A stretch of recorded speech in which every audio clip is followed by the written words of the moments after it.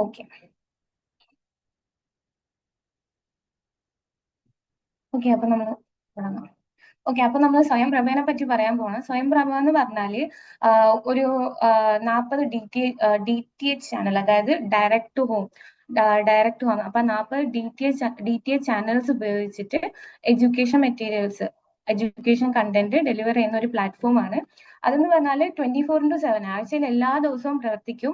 എല്ലാ ദിവസവും കണ്ടന്റ് ഉണ്ടാവും. അതായത് കണ്ടന്റ് എന്ന് പറഞ്ഞാൽ ഇങ്ങനെ ആയിരിക്കും, എല്ലാ ദിവസവും 4 അവർ പുതിയ കണ്ടന്റ് ഉണ്ടാവും. ആ കണ്ടന്റ് തന്നെ 5 ടൈം, ലൈക്ക് 5 ടൈം അത് തന്നെ ഇങ്ങനെ റിപ്പീറ്റ് ചെയ്തുകൊണ്ടിരിക്കും. അതാണ് ഈ സ്വയം പ്രഭയിലെ DTH ചാനൽസിലൂടെ നടക്കുന്നത്. നിങ്ങൾക്ക് സ്വയം പ്രഭയുടെ വെബ് പോർട്ടലിൽ പോയാലും നിങ്ങൾക്ക് ഇതുപോലെ അതിന്റെ എഡ്യൂക്കേഷൻ കണ്ടന്റ് ആക്സസ് ചെയ്യാൻ പറ്റും. ഇതിന് നമ്മുടെ ISRO 2015 വികസിപ്പിച്ചെടുത്ത GSAT-15 സാറ്റലൈറ്റ് ഉപയോഗിച്ചിട്ടാണ് എന്ത് ചെയ്യുന്നത്, ഇത് ബ്രോഡ്കാസ്റ്റ് ചെയ്യുന്നത്. So, Swayam Prabha is a group of 40 DTH channels devoted to telecasting of high-quality educational programs on a 24/7 basis using GSAT-15 satellite initiated by Ministry of Human Resource Development. Actually, ISRO ആണ് വികസിപ്പിച്ചെടുത്തത്, പക്ഷേ അത് Ministry of Human Resource Development എന്നല്ലാണ് ഈ സ്വയം പ്രഭ വരുന്നത്. ഇതിന്റെ web portal വികസിപ്പിച്ചെടുത്തതെന്ന് പറഞ്ഞാൽ IIT Kharagpur ആണ്. അപ്പൊ നിങ്ങൾ IIT ഖരഗ്പൂർ നോട്ട് ചെയ്ത് വെക്കണം. അതുപോലെ തന്നെ ആരാണ് ഈ വെബ് പോർട്ടൽ മെയിൻറ്റെയിൻ ചെയ്യണമെന്ന് ചോദിച്ചാൽ ഇൻഫ്ലിബ്നെറ്റ് ആണ്. ഇൻഫ്ലിബ്നെറ്റ് എന്ന് പറഞ്ഞാൽ ഇൻഫർമേഷൻ ലൈബ്രറി നെറ്റ്വർക്ക്. അതെന്തെന്ന് പറഞ്ഞാൽ ഒരു minute. Okay, information library network എന്നാണ് ഇൻഫ്ലിബ്നെറ്റിന്റെ ഫുൾ ഫോം.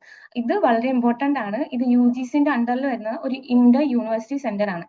ഈ ഇന്റർ യൂണിവേഴ്സിറ്റി സെന്ററിന്റെ പ്രത്യേകത എന്ന് പറഞ്ഞാൽ ഈ എഡ്യൂക്കേഷൻ കണ്ടന്റ് ഇമ്പാർട്ട് ചെയ്യാൻ വേണ്ടിയിട്ട് UGCന്റെ അണ്ടറിൽ പ്രവർത്തിക്കുന്ന സെന്റേഴ്സ് ആണ് ഇന്റർ യൂണിവേഴ്സിറ്റി സെന്റർ എന്ന് പറയുന്നത്. അതുപോലെ CEC, consortium for education council, CEC, പിന്നെ ഇൻഫ്ലിബിനെറ്റ്, ഇതൊക്കെ UGCന്റെ അണ്ടറിൽ വരുന്ന IUC-കളാണ്. അപ്പൊ ഈ ഇൻഫ്ലിബിനെറ്റിന്റെ പ്രധാനപ്പെട്ട ഫംഗ്ഷൻ എന്തെന്ന് വെച്ചാല് പ്രധാനമായിട്ടും ഇന്ത്യയിലെ ലൈബ്രറികളില്ലേ, ഓരോരോ യൂണിവേഴ്സിറ്റികളിലെയും ലൈബ്രറികളെ ഡിജിറ്റലായിട്ട് കണക്ട് ചെയ്യുന്ന ഒരു പ്ലാറ്റ്ഫോം ആണ് എന്ത്, ഇൻഫ്ലിബിനെറ്റ് എന്ന് പറഞ്ഞാൽ. അപ്പൊ അതിന്റെ പ്രധാനപ്പെട്ട ഫംഗ്ഷൻ എന്ന് പറഞ്ഞാൽ ഇപ്പൊ ഒരു യൂണിവേഴ്സിറ്റിയിൽ ഒരു റിസർച്ചിന്റെ ഒരു ജേർണൽ ഇല്ല, അപ്പൊ എന്ത് ചെയ്യാൻ പറ്റും, ഇൻഫ്ലിബിനെറ്റ് വഴി മറ്റ് യൂണിവേഴ്സിറ്റീസിന് അത് ആക്സസ് ചെയ്യാൻ പറ്റും. So the InfliBnet portal provides access to a wide range of academic resources like thesis, അതായത് PhD thesis ഇല്ലേ, പിന്നെ research paper, book, journals like Elsevier, എന്താ പറയാ, ഇങ്ങനെ ജേർണൽസിനും റിസർച്ച് പേപ്പേഴ്സിനും thesis ഒക്കെ യൂണിവേഴ്സിറ്റീസിന് ഇൻഫ്ലിബിനെറ്റ് വഴി പരസ്പരം ആക്സസ് ചെയ്യാൻ പറ്റും. That is about like INFLIBNET. അപ്പൊ ഇൻഫ്ലിബിനെറ്റ് ആണ് സ്വയം പ്രഭേനെ ലൈക്ക് വെബ് പോർട്ടലിൽ മെയിൻറ്റെയിൻ ചെയ്യുന്നത്. ഡെവലപ്പ് ചെയ്തത് ആരാ, IIT ഖരഗ്പൂർ ആണ്. സോ ഈ DTH ചാനൽസ്, പിന്നെ നിങ്ങൾ ഓർത്തിരിക്കേണ്ട പ്രധാനപ്പെട്ട കാര്യം, നിങ്ങൾ പഴയ മെറ്റീരിയൽസ് പഠിക്കുന്ന സമയത്ത് നിങ്ങൾ അതിനകത്ത് കാണാൻ പറ്റുന്ന 32 DTH ചാനൽസ് എന്നാണ് അതിനകത്ത് പറയുന്നത്. അതായത് 2019 ആ ഒരു സമയങ്ങളിലൊക്കെ നിങ്ങൾ നോക്കുകയാണെങ്കിൽ 32 DTH ചാനൽസ് എന്നാണ് പറയുന്നത്. പക്ഷെ നിങ്ങൾ അപ്ഡേറ്റ് ചെയ്ത് പഠിക്കണം. ഇനി നിങ്ങൾ ഇപ്പൊ പ്രീവിയസ് ഇയർ ക്വസ്റ്റ്യൻ എടുത്ത് നോക്കുകയാണെങ്കിലും അതിനകത്ത് 32 DTH ചാനൽസ് എന്ന് കൊടുത്തേക്കുന്നത് ഓക്കെ, അസേർഷൻ റീസണിംഗിൽ ഓക്കെ, ഫസ്റ്റ് അസേർഷൻ കറക്റ്റ് ആണ്, 32 DTH ആണ്. പക്ഷെ നമ്മളിപ്പം അതേ സെയിം ക്വസ്റ്റ്യൻ വരാണെങ്കിൽ നിങ്ങൾ അങ്ങനെ ആൻസർ ചെയ്താൽ അത് തെറ്റിപ്പോകും. So it is 40 DTH channels, അതായത് 6 DTH ചാനൽസ് കൂടി ഉൾപ്പെടുത്തിയിട്ടുണ്ട്. So the DTH channels shall cover the following. അപ്പം ഈ DTH ചാനൽസ് വഴി എന്താണ് കവർ ചെയ്യുന്ന പോർഷൻസ് എന്ന് പറഞ്ഞാൽ ഹയർ എഡ്യൂക്കേഷൻ, പിന്നെ സ്കൂൾ എഡ്യൂക്കേഷനിൽ 9 to 12, 9 മുതൽ 12ാം ക്ലാസ് വരെയുള്ള കുട്ടികളുള്ള അതേ പ്രൊവൈഡ് ചെയ്യുന്നുണ്ടുള്ളൂ. പക്ഷെ പ്രൈമറി എഡ്യൂക്കേഷൻ അല്ലെങ്കിൽ ലോവർ പ്രൈമറിയിലുള്ളത് പ്രൊവൈഡ് ചെയ്യുന്നില്ല.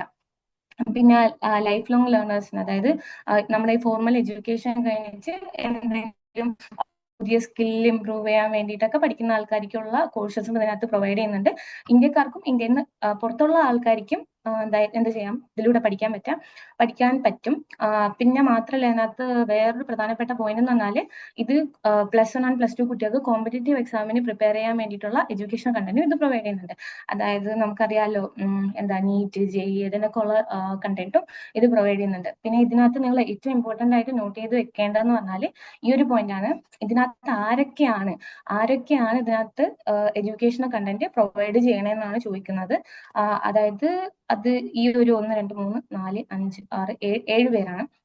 അപ്പൊ നിങ്ങൾ ഇതെന്തായാലും ഓർത്ത് വെച്ചിരിക്കണം. അതായത് UGC നമ്മള് PG കുട്ടികൾക്ക് എഡ്യൂക്കേഷൻ കണ്ടന്റ് പ്രൊവൈഡ് ചെയ്യുന്നതാണ്. പിന്നെ CEC UGC, PG, CEC, UG. പിന്നെ IIT നമ്മൾ പഠിച്ചതാണ്. IGNO, അതായത് ഇന്ദിരാഗാന്ധി നാഷണൽ ഓപ്പൺ യൂണിവേഴ്സിറ്റി. പിന്നെ NPTEL എന്ന് പറഞ്ഞാൽ National Programme on Technology Enhanced Learning. ഈ NPTEL എന്ത് ചെയ്യുന്നുണ്ട്? എഡ്യൂക്കേഷൻ കണ്ടന്റ് പ്രൊവൈഡ് ചെയ്യുന്നുണ്ട്. നിങ്ങൾക്ക് എന്നെ കേൾക്കാമോ? എനിക്ക് ഇന്റർനെറ്റ് കണക്ഷൻ അൺസ്റ്റേബിൾ ആണെന്ന് വരുന്നുണ്ട്. സോ കേൾക്കാൻ പറ്റുന്നുണ്ടല്ലോ അല്ലേ? Okay, thank you Anees. അപ്പോൾ NPTEL പ്രധാനപ്പെട്ട ഫംഗ്ഷൻ എന്ന് പറഞ്ഞാൽ ഈ IITs ജോയിന്റ് ആയിട്ട് ഇനിഷ്യേറ്റീവ് എടുത്ത് ഉണ്ടാക്കിയ ഒരു പ്ലാറ്റ്ഫോമാണ് NPTEL എന്ന് പറഞ്ഞാൽ, അതായത് National Programme on Technology Enhance Learning, അതായത് എഞ്ചിനീയറിംഗ് ടെക്നോളജി ആ കൈൻഡ് ഓഫ് കോഴ്സസ് പ്രൊവൈഡ് ചെയ്യുന്നത് NPTEL ആണ്. പിന്നെ NCERT നമ്മൾ സെക്കൻഡ് ലാസ്റ്റ് ക്ലാസ്സിലോ പഠിച്ചതാണ്. പിന്നെ national institute of open schooling അതും നമ്മൾ പഠിച്ചതാണ്. അതിന്റെ ഇയർ ഒക്കെ ഇമ്പോർട്ടൻ്റ് ആണ്, അതെല്ലാം ഓർത്ത് വെക്കണം. അപ്പോൾ ഇത്രയും ഈ 7 വരെ നിങ്ങൾ എന്തായാലും ഇവരാണ് സ്വയംപ്രഭയിലും പ്രധാനമായിട്ടും കണ്ടന്റ് പ്രൊവൈഡ് ചെയ്യുന്നത്, അത് നിങ്ങൾ മറക്കരുത്. പിന്നെ ഇതിന്റെ വെബ്സൈറ്റ് മെയിൻറ്റെയിൻ ചെയ്യുന്നത് ഇൻഫ്ലിപ്നെറ്റ് ആണെന്ന് ഞാൻ മുന്നേ പറഞ്ഞായിരുന്നു. ഇതിന്റെ സെയിം പോയിന്റ് ഒന്നാണ്. ഓക്കെ, പിന്നെ നിങ്ങൾ ഇതിനകത്ത് ഇനി പ്രധാനമായിട്ടും ഇമ്പോർട്ടൻ്റ് ആയിട്ട് നിങ്ങൾ നോട്ട് ചെയ്ത് വെക്കേണ്ട കാര്യം, കാരണം ഞാൻ എക്സാം എഴുതിയ സമയത്തൊക്കെ ലൈക്ക് ഇങ്ങനെ ക്വസ്റ്റ്യൻ വന്നിട്ടുണ്ടായിരുന്നു. അതായത് ഈ ഒരു പേരുള്ള ചില DTH ചാനൽസിന്, എല്ലാ DTH ചാനൽസിനും പേരില്ല, പക്ഷെ ഏകദേശം 10ഓളം ചാനൽസിന് പ്രത്യേക പേരുകളുണ്ട്. ആ പ്രത്യേക പേരുകളുള്ള ചാനൽസ് എന്താണ് പ്രൊവൈഡ് ചെയ്യുന്നതെന്ന് മാച്ച് ദ ഫോളോയിങ്ങിൽ ക്വസ്റ്റ്യൻ വന്നിട്ടുണ്ട്. സോ അതിൽ ഇമ്പോർട്ടൻ്റ് ആയിട്ടുള്ള 10 ഞാൻ അതിനകത്ത് കൊടുത്തേക്കുന്നത്. അതായത് വഗീഷ്, സംസ്കൃത്, പ്രബോധ്, സരസ്. നിങ്ങൾക്ക് പറ്റുമെങ്കിൽ ഇത് കാണാതെ പഠിക്കണം, ഈ 10 ചാനൽ. അപ്പം ഇത് എക്സാമിന് ലൈക്ക് ഞാൻ എഴുതിയ സമയത്ത് ഫിസിക്കൽ എഡ്യൂക്കേഷൻകാർക്കും പിന്നെ നമുക്കും ഇതുപോലത്തെ ക്വസ്റ്റ്യൻ വന്നിട്ടുണ്ടായിരുന്നു. കാരണം ഒബ്വിയസ്ലി നമ്മൾ ആ സമയത്ത് പഠിച്ചിട്ടില്ല, അതുകൊണ്ട് അത് ഒരെണ്ണം പോലും കിട്ടിയിട്ടുമില്ല. സോ എന്തായാലും നിങ്ങൾ മിസ് ചെയ്യരുത്, ഇത് പഠിച്ചു വെക്കണം. This is very important. ഇനി ചോദിക്കാം. പിന്നെ നമ്മൾ ഇന്നലെ ഓടിച്ചു പോയ സമയത്ത് ഈ ക്വസ്റ്റ്യൻ പറഞ്ഞതാണ്. അതായത് അക്കോർഡിംഗ് ടു ദി UGC, ഇത് സ്വയത്തിലെ ക്വസ്റ്റ്യൻ ആണ്. Okay, according to the UGC credit framework for online learning courses through SWAYAM 2021, up to what percentage of total course credits in a particular program in a semester can be offered through online courses?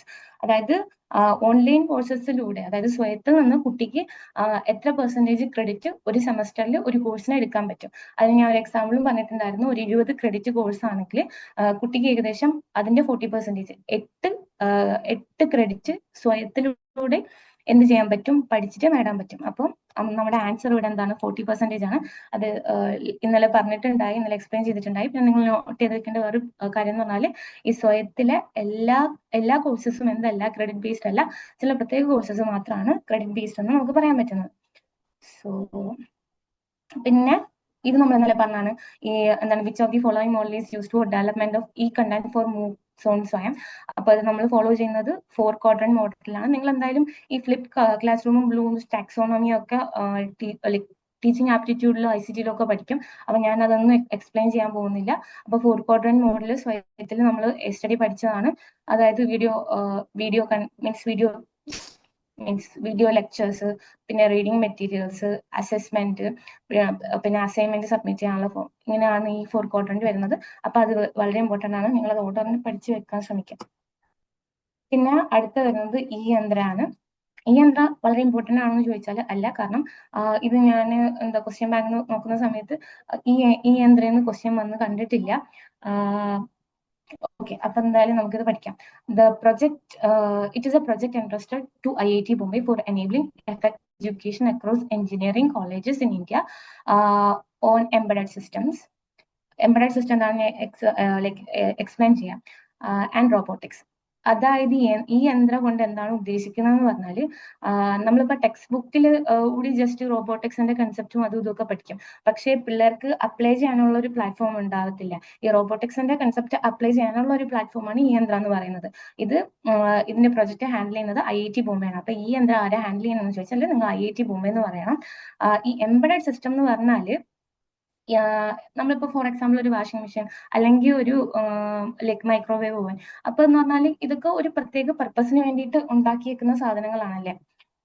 അത് washing machine, തുണി കഴുകാൻ, അതുപോലെ microwave oven ചൂടാക്കാൻ, ഫുഡിന്റെ കാര്യങ്ങൾക്ക് വേണ്ടിയിട്ട് ഉണ്ടാക്കിയതാണ്. അപ്പൊ എന്തെങ്കിലും ഒരു പ്രത്യേക പർപ്പസിന് വേണ്ടിയിട്ട് ഉണ്ടാക്കുന്ന എന്തിനാണ് ലൈക്ക് സിസ്റ്റങ്ങളാണ്, കമ്പ്യൂട്ടർ സിസ്റ്റത്തെയാണ് എന്തെന്ന് പറയുന്നത് ലൈക്ക് എംബഡഡ് സിസ്റ്റം എന്ന് പറയുന്നത്. അതിന് വേണ്ടിയിട്ടും പിന്നെ റോബോട്ടിക്സിനും വേണ്ടിയിട്ട് ഒരുക്കിയിരിക്കുന്ന ഒരു പ്ലാറ്റ്ഫോമാണ് ഇനിയന്ത്ര എന്ന് പറഞ്ഞാല്. അതായത് പിന്നെ അടുത്ത പറയുന്ന പോയിന്റ് എന്നാണ് it helps student to solve real world problems using robots and automation. പിന്നെ ഇതാണ് ഇതിനകത്ത് പ്രത്യേകിച്ച് നിങ്ങൾ ഓർത്ത് വെക്കേണ്ടിരിക്കുന്നത് എന്താണ്, ആരാണ് കൊണ്ടുവന്നത്. ഓക്കെ. പിന്നെ national digital library. National digital library നിങ്ങൾക്ക് ഇതിനോടകം എന്തായാലും കുറച്ച് പേർക്കെങ്കിലും ഒക്കെ അറിയായിരിക്കണം നാഷണൽ ഡിജിറ്റൽ ലൈബ്രറി എന്താണെന്ന്. കാരണം സൈൻ അപ്പ് ചെയ്യാനും വേണ്ടിയിട്ടൊക്കെ നമുക്ക് എന്താ യൂണിവേഴ്സിറ്റീസ് ഒക്കെ പറഞ്ഞിട്ടില്ലേ. സോ നാഷണൽ ഡിജിറ്റൽ ലൈബ്രറിനെ പറ്റിയാണ് നമ്മൾ അടുത്ത് പഠിക്കാൻ പോകുന്നത്.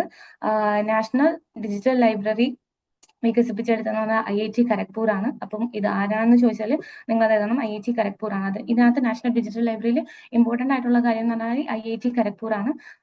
പിന്നെ രണ്ടാമത്തെന്ന് പറഞ്ഞാൽ to develop the overall framework of a facility that can provide a single window access to learners for e-contents and resources. One website or place where you can find everything you need. എന്ന് പറഞ്ഞാൽ ഈ national digital library പോയാൽ നിങ്ങൾക്ക് എല്ലാ ബുക്സും എല്ലാ means എല്ലാ journals അല്ല, എല്ലാ ബുക്സും നിങ്ങൾക്ക് ഇവിടെ നാഷണൽ ഡിജിറ്റൽ ലൈബ്രറി പോയാൽ നിങ്ങൾക്ക് ആക്സസ് ചെയ്യാൻ പറ്റും. ഇതിന്റെ വിഷൻ എന്ന് പറഞ്ഞാൽ the vision is to build NDL a national knowledge asset, national knowledge asset ആക്കി മാറ്റുക. ഈ അതാണ് ഈ നാഷണൽ ഡിജിറ്റൽ ലൈബ്രറിയുടെ പ്രധാനപ്പെട്ട ഫംഗ്ഷൻ എന്ന് പറഞ്ഞാൽ, മീൻസ് ഒരു എയിം എന്ന് പറഞ്ഞാൽ. നാഷണൽ നോളജ് അസറ്റ് എന്ന് പറഞ്ഞാൽ എല്ലാ ബുക്സും പേപ്പേഴ്സും ഒക്കെ സ്റ്റോർ ചെയ്യാൻ പറ്റുന്ന ഒരു പ്ലാറ്റ്ഫോം എന്നുള്ള നിലയ്ക്ക്. ഓക്കെ. പിന്നെ ഇതിനകത്ത് ഏകദേശം 20 മില്യൺ യൂസേഴ്സ് ഉണ്ട്. പിന്നെ 20 മില്യൺ കണ്ടന്റ് ഉണ്ട്. പിന്നെ 45 ലാക്സ് യൂസേഴ്സ് ഉണ്ട്. ഏകദേശം ഒരു minute. Okay. 45 lakh registered users ഉണ്ട്. 20 ലക്ഷത്തോളം 20 മില്യൺ 20 മില്യൺ കണ്ടന്റും ഉണ്ട്, അതായത് 200 ലക്ഷം. പിന്നെ അടുത്ത് നമ്മൾ വെർച്വൽ ലാബ്സ് ആണ്. നമ്മൾ ഈ യന്ത്ര പോലെ തന്നെ നമുക്ക് പറയാൻ പറ്റുന്നതാണ് ഈ വെർച്വൽ ലാബ്സ് എന്ന് പറഞ്ഞാൽ. അതായത് സെയിം നമുക്കിപ്പോ കുട്ടികൾക്ക്, ഇപ്പൊ എഞ്ചിനീയറിംഗ് പഠിക്കുന്ന കുട്ടികൾക്ക് ലൈക്ക് ഇവര് നമ്മൾ പ്ലസ് ടു ഒക്കെ പഠിക്കുന്ന സമയത്ത് ഇപ്പൊ കെമിസ്ട്രി ഫിസിക്സ് ഒക്കെ ആണെങ്കിൽ നമുക്ക് ലാബിൽ പോയി ചെയ്യാനുള്ള, അതായത് ഫിസിക്കൽ ലാബിൽ പോയി ചെയ്യാനുള്ള ഒരു സംവിധാനം ഉണ്ടായിരുന്നു. നമുക്ക് അവിടെ പോയി ടെസ്റ്റ് ട്യൂബ് അതൊക്കെ വെച്ചിട്ട് ഓരോ കാര്യങ്ങൾ ചെയ്യാൻ പറ്റും. ചില സമയത്ത് ഇൻ കേസ് ഒരു കുട്ടി ക്ലാസ്സിലൊന്നും വന്നിട്ടില്ല, അറ്റൻഡ് ചെയ്തിട്ടില്ലെങ്കിൽ പിന്നെ ലാബ് കഴിഞ്ഞു, പിന്നെ കുട്ടിക്ക് എന്ത് ചെയ്യാൻ പറ്റത്തില്ല, അറ്റൻഡ് ചെയ്യാൻ പറ്റത്തില്ല. അങ്ങനെയൊക്കെ ഉള്ള സാഹചര്യങ്ങളിൽ ഈ വെർച്വൽ ലാബ്സ് കുറച്ച് യൂസ്ഫുൾ ആവും. അതായത് എസ്പെഷ്യലി എഞ്ചിനീയറിംഗിലും സയൻസിലും ഉള്ള കുട്ടികൾക്ക്, അതായത് അവർ ടെക്സ്റ്റ് ബുക്കിൽ പഠിക്കുന്ന കണ്ടന്റ് അവർക്ക് വെർച്വൽ ആയിട്ട് ഓരോ എക്സ്പെരിമെന്റ് എന്ത് ചെയ്യാൻ പറ്റും, പരീക്ഷിച്ച് നോക്കാൻ പറ്റും. അതായത് ഒരു ഓൺലൈൻ പ്ലാറ്റ്ഫോമിൽ, ആ പ്ലാറ്റ്ഫോമിലേക്കാണ് ഞാൻ പിക്ചർ അതിനകത്ത് കൊടുത്തിട്ടുണ്ട്. അപ്പൊ ഞാൻ എക്സ്പ്ലെയിൻ ചെയ്യാം. ഇതിനകത്ത് പിന്നെ പറയുന്നത് പറഞ്ഞാൽ these virtual labs would cater to the students at the undergraduate level, postgraduate level, as well as to research scholars. അതായത് റിസർച്ച് സ്കോളേഴ്സിനും അണ്ടർ ഗ്രാജുവേറ്റ് ലെവലിലും പോസ്റ്റ് ഗ്രാജുവേറ്റ് ലെവലിലും ഒക്കെ ഈ വെർച്വൽ ലാബ്സ് യൂസ്ഫുൾ ആണ്.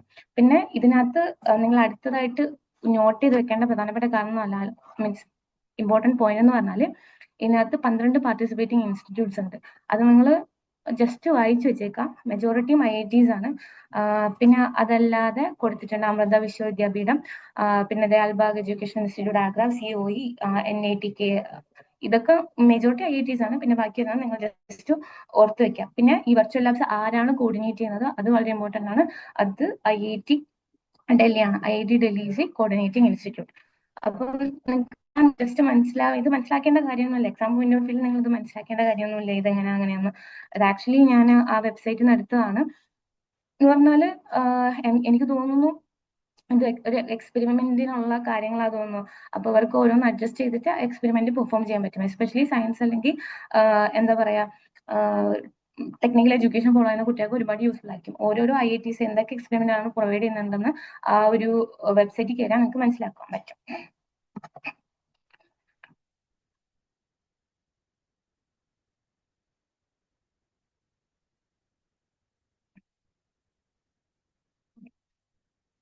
ഇനി നാഷണൽ അക്കാഡമിക് ഡിപ്പോസിറ്ററി ആണ്. നമുക്ക് ഡിജി ലോക്കർ അറിയാമല്ലോ, നമ്മുടെ ആധാറും പാൻ കാർഡും ഒക്കെ സൂക്ഷിക്കാൻ നമ്മൾ എന്താ പറയാ, നമ്മുടെ മാർക്ക് ഷീറ്റ്, സർട്ടിഫിക്കറ്റ്സ് ഇതൊക്കെ സ്റ്റോർ ചെയ്യാനുള്ള ഒരു അക്കാഡമിക് ഡിപ്പോസിറ്ററി ആണ് നാഷണൽ അക്കാഡമിക് ഡിപ്പോസിറ്ററി എന്ന് പറയുന്നത്. അപ്പോ ഇതിനകത്ത് നമുക്ക് ഡിപ്ലോമ, സർട്ടിഫിക്കറ്റ്, മാർക്ക് ഷീറ്റ്സ് ഇതൊക്കെ അപ്ലോഡ് ചെയ്ത് സ്റ്റോർ ചെയ്ത് വെക്കാം. അതുകൊണ്ട് നമുക്ക് ഡിജിറ്റൽ വെരിഫിക്കേഷൻ ഇല്ലേ, അത് പോസിബിൾ ആകും. അതായത് നമ്മൾ പഠിച്ചിറങ്ങിയിട്ട് നമ്മൾ യൂണിവേഴ്സിറ്റി തന്നെ എന്ത് ചെയ്യും, ഇത് റെലവെന്റ് ആയിട്ടുള്ളത് അതിനകത്ത് അപ്ലോഡ് ചെയ്യും. നിങ്ങളുടെ mark sheet, degree, diploma certificate അതിനകത്ത് അപ്ലോഡ് ചെയ്യും. NAD is on 24/7 online mode for making available academic awards and help in validating their authenticity, their safe storage and easy retrieval. ഈ 24/7 അത്, അതായത് ആഴ്ചയിൽ എല്ലാ ദിവസവും എല്ലാ സമയത്തും ഇത് പ്രവർത്തിക്കും. അതായത് നിങ്ങൾക്ക് എന്തെങ്കിലും നിങ്ങളുടെ ഡോക്യുമെന്റ്സ്, അതായത് സർട്ടിഫിക്കറ്റ് വെരിഫൈ ചെയ്യണം, നിങ്ങളുടെ കയ്യിൽ ഫിസിക്കൽ കോപ്പി ഇല്ലെങ്കിൽ എന്ത് ചെയ്യാൻ പറ്റും, ഈ NAD വെച്ചിട്ട് നിങ്ങൾക്ക് ചെയ്യാൻ പറ്റും. പിന്നെ ഇതിനകത്ത് NAD മാനേജ് ചെയ്യുന്ന 2 പാർട്ട്നേഴ്സ് ആണ്, അല്ലെങ്കിൽ 2 കമ്പനീസ്, അല്ലെങ്കിൽ 2 ഡിജിറ്റൽ ഡിപ്പോസിറ്ററീസ് ആണ്, CDSL ഉം NSDL ഉം. ഇത് രണ്ടും വളരെ ഇമ്പോർട്ടന്റ് അല്ല, പിന്നെ ടെക്സ്റ്റ് ബുക്കിൽ ഉണ്ടായിരുന്നു, അതുകൊണ്ട് ഞാൻ ഇൻക്ലൂഡ് ചെയ്തതാണ്. ആക്ച്വലി ഇത് ഇന്റർ ഓപ്പറബിൾ ഡിജിറ്റൽ ഡിപ്പോസിറ്ററീസ് ആണ്. അതായത് ഇപ്പം CDSL നിങ്ങളുടെ എന്ത് അപ്ലോഡ് ചെയ്താലും, സർട്ടിഫിക്കറ്റ് അപ്ലോഡ് ചെയ്താൽ അത് NSDL വെരിഫൈ ചെയ്യും. ഓക്കെ, അതാണ് ഈ ഇന്റർ ഓപ്പറബിൾ എന്നുകൊണ്ട് ഉദ്ദേശിക്കുന്നത്. ഇത് എന്താണ് മാത്രം നിങ്ങൾ അറിഞ്ഞു വെച്ചേക്കാം. ഓക്കെ, പിന്നെ ഇതിന് ഇത് ഏതിന്റെ അണ്ടറിലാണ് വരുന്നതെന്ന് വെച്ചാൽ യൂണിവേഴ്സിറ്റി ഗ്രാന്റ്സ് കമ്മീഷന്റെ UGCന്റെ അണ്ടറിലാണ് വരുന്നത്. പിന്നെ ഇതിനകത്ത് പിന്നെ last NAD acts as an effective deterrent against fake and false certificates.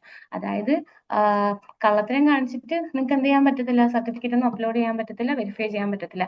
അതാണ് ഈ NAD കൊണ്ടുള്ള ഏറ്റവും പ്രധാനപ്പെട്ട യൂസ് എന്ന് പറയുന്നത്. സോ പിന്നെ annual refresher programme in teaching, അതായത് അർപ്പിത് അതിന്റെ ഡേറ്റ് അതെന്താണ് എന്നുള്ളത് ഇമ്പോർട്ടന്റ് ആണ്. അർപ്പിതിനെ പറ്റി ക്വസ്റ്റ്യൻ ചോദിച്ചിട്ടുണ്ടോ എന്ന് ചോദിച്ചാൽ ഞാൻ നോക്കിയ സമയത്ത് അർപ്പിതിനെ പറ്റി ക്വസ്റ്റ്യൻ ചോദിച്ചിട്ടില്ല. പക്ഷേ ഇതിപ്പോ എന്താ ബുക്സിലൊക്കെ കൊടുത്തിട്ടുണ്ട് സിലബസ് ആയിട്ട്. Okay, it is an online professional development program designed for university and college teachers. അതായത് കോളേജ് ടീച്ചേഴ്സ് അല്ലെങ്കിൽ യൂണിവേഴ്സിറ്റി ലെവലും കോളേജ് ലെവലിലും ഉള്ള ടീച്ചേഴ്സിന് അവരുടെ സ്കില്ല് ഡെവലപ്പ് ചെയ്യാൻ വേണ്ടിയിട്ടുള്ള ഒരു പ്രോഗ്രാമാണ് അർപ്പിത് എന്ന് പറഞ്ഞാൽ. അർപ്പിത് ലോഞ്ച് ചെയ്തത് 13th November 2018 നിങ്ങൾ മാക്സിമം ലൈക്ക് ഒരു ടേബിൾ ഉണ്ടാക്കി എന്നൊക്കെയാണ് വന്നത്, ഏതിന്റെ അണ്ടറിലാണ്, മാക്സിമം അങ്ങനെ ടേബിൾ ആക്കി വെക്കുക. അപ്പൊ നിങ്ങൾക്ക് ലാസ്റ്റ് മിനിറ്റ് റിവൈസ് ചെയ്യാൻ എളുപ്പമായിരിക്കും. ഈ അർപ്പിത് നിങ്ങൾ അത്ര സ്ട്രെസ് ചെയ്ത് പഠിക്കുന്നു വേണ്ട, അത്ര ഇമ്പോർട്ടന്റ് അല്ല. പക്ഷെ നിങ്ങൾ ക്വസ്റ്റ്യൻ കാണുന്ന സമയത്ത് നിങ്ങൾക്ക് അറ്റ്ലീസ്റ്റ് ക്യാൻസൽ ചെയ്യുകയാണെങ്കിലും പഠിക്കണം. ഓക്കെ, മീൻസ് ഇത് ഇതുമായിട്ട് റിലേറ്റഡ് അല്ല. അപ്പം ഇപ്പൊ അർപ്പിത് ചോദിച്ചത്, ഓക്കെ അർപ്പിത് വേറെ പർപ്പസിനുള്ളതാണ്, അതുകൊണ്ട് ഞാൻ അത് എലിമിനേറ്റ് ചെയ്യുന്നു. അങ്ങനെ മനസ്സിലാക്കാൻ ഉള്ളതാണ് ഇതൊക്കെ പഠിപ്പിക്കുന്നത്. അപ്പൊ ഒന്നും വേസ്റ്റ് ആവത്തില്ല. ഓക്കെ, സോ ഓക്കെ, MHRD ആണ് ഇത് ലോഞ്ച് ചെയ്തത് എന്നാണ് 30th November 2018. ഓക്കെ, പിന്നെ it is A major and unique initiative of online professional development of 15 lakh higher education faculty using the MOOCs platform സ്വയം. അതായത് സ്വയത്തിലൂടെ ഏകദേശം 15 ലക്ഷത്തോളം ഇന്ത്യൻ ഫാക്കൽറ്റീസ് എന്ത് ചെയ്യുന്നുണ്ട്, ലൈക്ക് അവരുടെ സ്കിൽ, അതായത് ടീച്ചിങ് സ്കിൽസ് ഇംപ്രൂവ് ചെയ്യാൻ, അല്ലെങ്കിൽ അവരുടെ ഒരു കെമിസ്ട്രി ടീച്ചർ ഫോർ എക്സാമ്പിൾ ഈ അർപ്പിതിൽ ജോയിൻ ചെയ്യണം. അപ്പൊ പുള്ളിക്ക് മനസ്സിലാവും എന്തൊക്കെയാണ് ഇതിനകത്തുള്ള കറന്റ് ട്രെൻഡ്സ്, ഇപ്പം കെമിസ്ട്രിയിൽ എന്തൊക്കെയാ പുതിയ ഡെവലപ്മെന്റ്സ് വന്നത്. അപ്പോൾ ഇതൊക്കെ നമുക്ക് അർപ്പിത് വഴി ടീച്ചേഴ്സിനെ മനസ്സിലാക്കാൻ പറ്റും. ഓക്കെ, ഇത് അർപ്പിതില് ഈ എഡ്യൂക്കേഷൻ കണ്ടന്റ്സ് പ്രൊവൈഡ് ചെയ്യുന്നത് ഏകദേശം 75 നാഷണൽ റിസോഴ്സ് സെന്റേഴ്സ് ആണ്. അതായത് ഓരോരോ യൂണിവേഴ്സിറ്റീസ് ആണ് ഈ നാഷണൽ റിസോഴ്സ് സെന്റേഴ്സ് കൊണ്ട് ഉദ്ദേശിക്കുന്നത്. അവർ എപ്പോഴും പുതിയ മോഡ്യൂൾസ്, ഒരു റിഫ്രഷർ മോഡ്യൂൾ പ്രൊഡ്യൂസ് ചെയ്തുകൊണ്ടിരിക്കും. എല്ലാ വർഷവും ആർക്ക് വേണ്ടി, ഈ സാറന്മാർക്കും ടീച്ചേഴ്സിനും വേണ്ടിയിട്ട്. പിന്നെ ശോധഗംഗ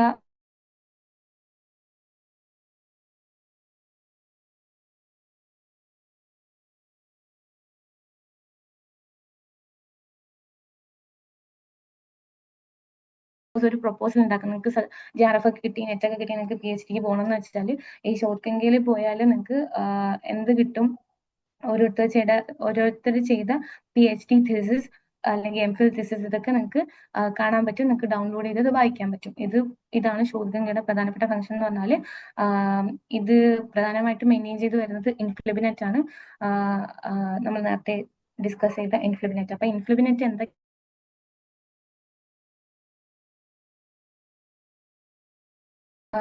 ഇത് നമുക്ക് ഇന്ത്യക്കാർക്കും ഡൗൺലോഡ് ചെയ്യാൻ പറ്റും. എബ്രോഡുള്ള യൂണിവേഴ്സിറ്റീസിനും ശോധഗംഗ വഴി ഇന്ത്യൻ റിസർച്ചേഴ്സ് എന്തൊക്കെയാ ചെയ്തതെന്ന് കാണാൻ പറ്റും. So this is about Shodhganga. പിന്നെ ഓക്കെ, അപ്പൊ ഈ ഇൻഫ്ലിബിനെറ്റിന്റെ അണ്ടറിൽ വരുന്ന അല്ലെങ്കിൽ ഇൻഫ്ലിബിനെറ്റ് മെയിൻറ്റെയിൻ ചെയ്യുന്ന റിസോഴ്സ് അല്ലെങ്കിൽ സർവീസ് ആണ് ഞാൻ ഇതിനകത്ത് കൊടുത്തേക്കുന്നത്. ഇതിനകത്ത് ഈ PG പാഠശാല ഇൻഫ്ലിബിനെറ്റ് ആണ് മെയിൻറ്റെയിൻ ചെയ്യുന്നത്. ഓക്കെ, അത് നിങ്ങൾ ഈ പാഠശാലയും EG പാഠശാലയും തമ്മിൽ മാറിപ്പോകരുത്. കാരണം ഈ പാഠശാല എന്ന് പറഞ്ഞിട്ട് വേറെ സാധനമുണ്ട്, അത് വേറൊരാളാണ് മെയിൻറ്റെയിൻ ചെയ്യുന്നത്. ഓക്കെ, ഇതൊക്കെ നിങ്ങൾ ജസ്റ്റ് എന്ത് ചെയ്യുക ഓർത്തു വെക്കാം. ഈ പ്ലാജിയറിസം എന്താണെന്ന് നിങ്ങൾക്ക് അറിയാമെന്ന് ഞാൻ വിശ്വസിക്കുന്നു. ഇല്ലെങ്കിൽ ഞാൻ പറയാം. ഈ പ്ലാജിയറിസം എന്ന് പറഞ്ഞാൽ നമ്മളിപ്പോ നിങ്ങൾ മാസ്റ്റർ സ്റ്റുഡൻസ് ആയിരിക്കുമല്ലോ. അപ്പൊ എന്തായാലും നിങ്ങൾ PhD ഈ നിങ്ങൾ റിസർച്ച് പേപ്പർ എഴുതുന്ന സമയത്ത് കറക്റ്റ് സൈറ്റേഷൻ ഒന്നും കൊടുക്കാതെ വേറെ ആരെങ്കിലും പറഞ്ഞ കാര്യം നിങ്ങളുടേതായിട്ട് നിങ്ങൾ എഴുതുന്നതിനാണ് പ്ലാജിയറിസം എന്ന് പറയുന്നത്. അപ്പൊ അങ്ങനെ എഴുതുന്ന തെറ്റാണ്. ആക്ച്വലി 10% ബിലോ പ്ലാജിയറിസം മാത്രമേ ഉണ്ടാവാൻ പാടുള്ളൂ. കറക്റ്റ് സൈറ്റേഷൻ ആൻഡ് റെഫറൻസ് കൊടുത്താൽ മാക്സിമം പ്ലാജിയറിസം അവോയ്ഡ് ചെയ്യാൻ പറ്റും. അപ്പൊ ഈ പ്ലാജിയറിസം ഡിറ്റക്ഷൻ സോഫ്റ്റ്വെയർ ആയിട്ടുള്ള ഉർക്കുണ്ടൊക്കെ ആരെ മെയിൻറ്റെയിൻ ചെയ്യുന്നത്, സർവീസ് പ്രൊവൈഡ് ചെയ്യുന്നത് ഇൻഫ്ലിബിനെറ്റ് വഴിയാണ്. സോ ബാക്കിയൊക്കെ നിങ്ങൾ ജസ്റ്റ് വായിച്ചു നോക്കുക. ഈ പേര് വിദ്യാനിധി, NDLI, പിന്നെ ശോധഗംഗോത്രി, ശോധഗംഗ, ഇതൊക്കെ ഇൻഫ്ലിബിനെറ്റ് ആണ് മെയിൻറ്റെയിൻ ചെയ്യണം എന്നുള്ള ഒരു ഇത് നിങ്ങൾ മനസ്സിലുണ്ടായിരിക്കാം. ഓക്കെ, ഇവിടെ ഒരു ക്വസ്റ്റ്യൻ ഉണ്ട്. PYQ ആണ്. INFLIBNET net centre which is an autonomous inter university centre of the university grants commission maintains which of the following. അപ്പം ഇതിനകത്ത് ഓപ്ഷൻ കൊടുത്തിട്ടുണ്ട്. അപ്പം ഞാൻ ആൻസർ ഇവിടെ തന്നെ കൊടുത്തിട്ടുണ്ട്. അതാണ് ഞാൻ നേരത്തെ പറഞ്ഞത്. ഇവിടെ ഈ പാഠശാല എന്ന് കൊടുത്തിട്ടുണ്ട്. അപ്പൊ നമ്മൾ എന്ത് കൺഫ്യൂസ്ഡ് ആവരുത്. കാരണം ഈ PG പാഠശാലയാണ് എന്ത് മെയിൻറ്റെയിൻ ചെയ്യുന്നത്, ഇൻഫ്ലിബിനെറ്റ് മെയിൻറ്റെയിൻ ചെയ്യുന്നത്. പക്ഷെ ഈ പാഠശാല NCERT ആണ് മെയിൻറ്റെയിൻ ചെയ്യുന്നത്.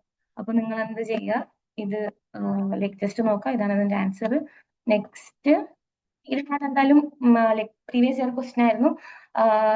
നമ്മുടെ നാഷണൽ അക്കാഡമിക് ഡിപ്പോസിറ്ററി ഇതിനകത്ത് വന്നതുകൊണ്ട് ഞാൻ ഈ ക്വസ്റ്റ്യൻ ഉൾപ്പെടുത്തിയതാണ്. ഇവിടെ തന്നെ ഞാൻ ആൻസറും പ്രൊവൈഡ് ചെയ്തിട്ടുണ്ട്. It is an online store which can like an access of academic awards, namely degrees, mark sheets, etc. So എല്ലാം കറക്റ്റ് ആയിട്ട് മാച്ച് ചെയ്തതാണ്. You can read. പിന്നെ ഓക്കെ, കഴിഞ്ഞു.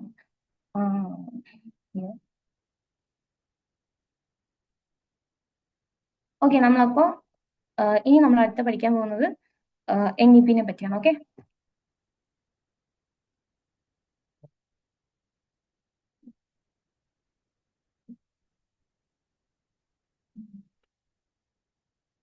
ഓക്കെ, നിങ്ങൾക്ക് ഇപ്പൊ ബ്രേക്ക് ഒന്നും വേണ്ടല്ലോ. ഇപ്പൊ 8:30 ആയിട്ട് ബ്രേക്ക് പോരെ? എങ്കിൽ നിങ്ങൾക്ക് ബ്രേക്ക് വേണമെങ്കിൽ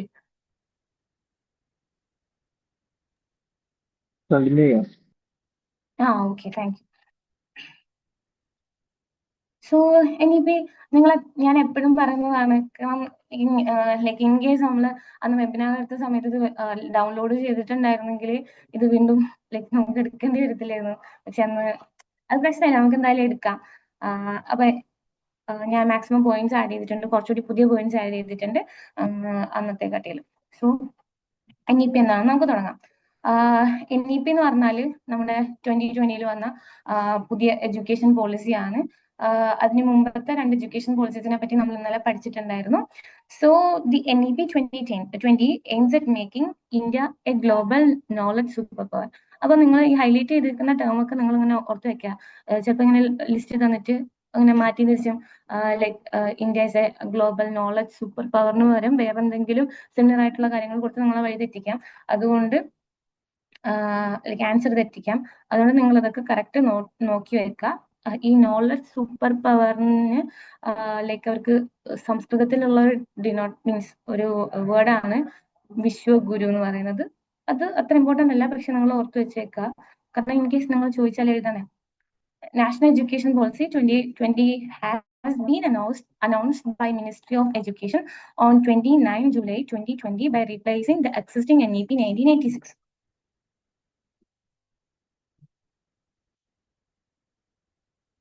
സോ നമ്മുടെ 1986-ലെ നാഷണൽ എഡ്യൂക്കേഷൻ പോളിസിനെ റീപ്ലേസ് ചെയ്തുകൊണ്ട് ഈ 2020 ജൂലൈ 29 വന്ന പോളിസിയാണ് നാഷണൽ എഡ്യൂക്കേഷൻ പോളിസി 2020 എന്ന് പറയുന്നത്.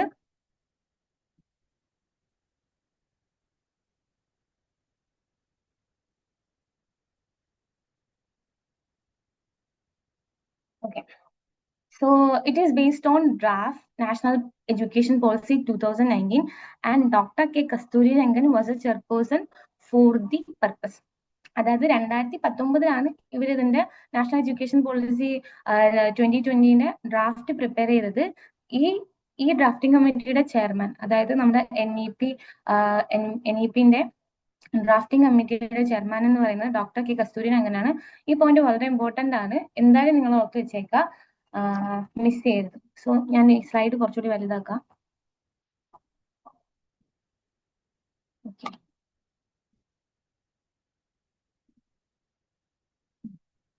സോ ഡോക്ടർ കെ കസ്തൂരി രംഗനാണ് നമ്മുടെ ഇതിന്റെ ഡ്രാഫ്റ്റ് തയ്യാറാക്കിയതിന്റെ ചെയർപേഴ്സൺ എന്ന് പറയുന്നത്. ഇതിന്റെ പ്രധാനപ്പെട്ട ഗൈഡിംഗ് പില്ലേഴ്സ് എന്ന് പറയുന്നത് access, equity, quality, affordability and accountability. ഇത് നിങ്ങൾ കറക്റ്റ് ആയിട്ടും പഠിച്ചു വെച്ചിരിക്കേണ്ട കാര്യമാണ്. കാരണം നമ്മളിപ്പോ എന്താ പറയാ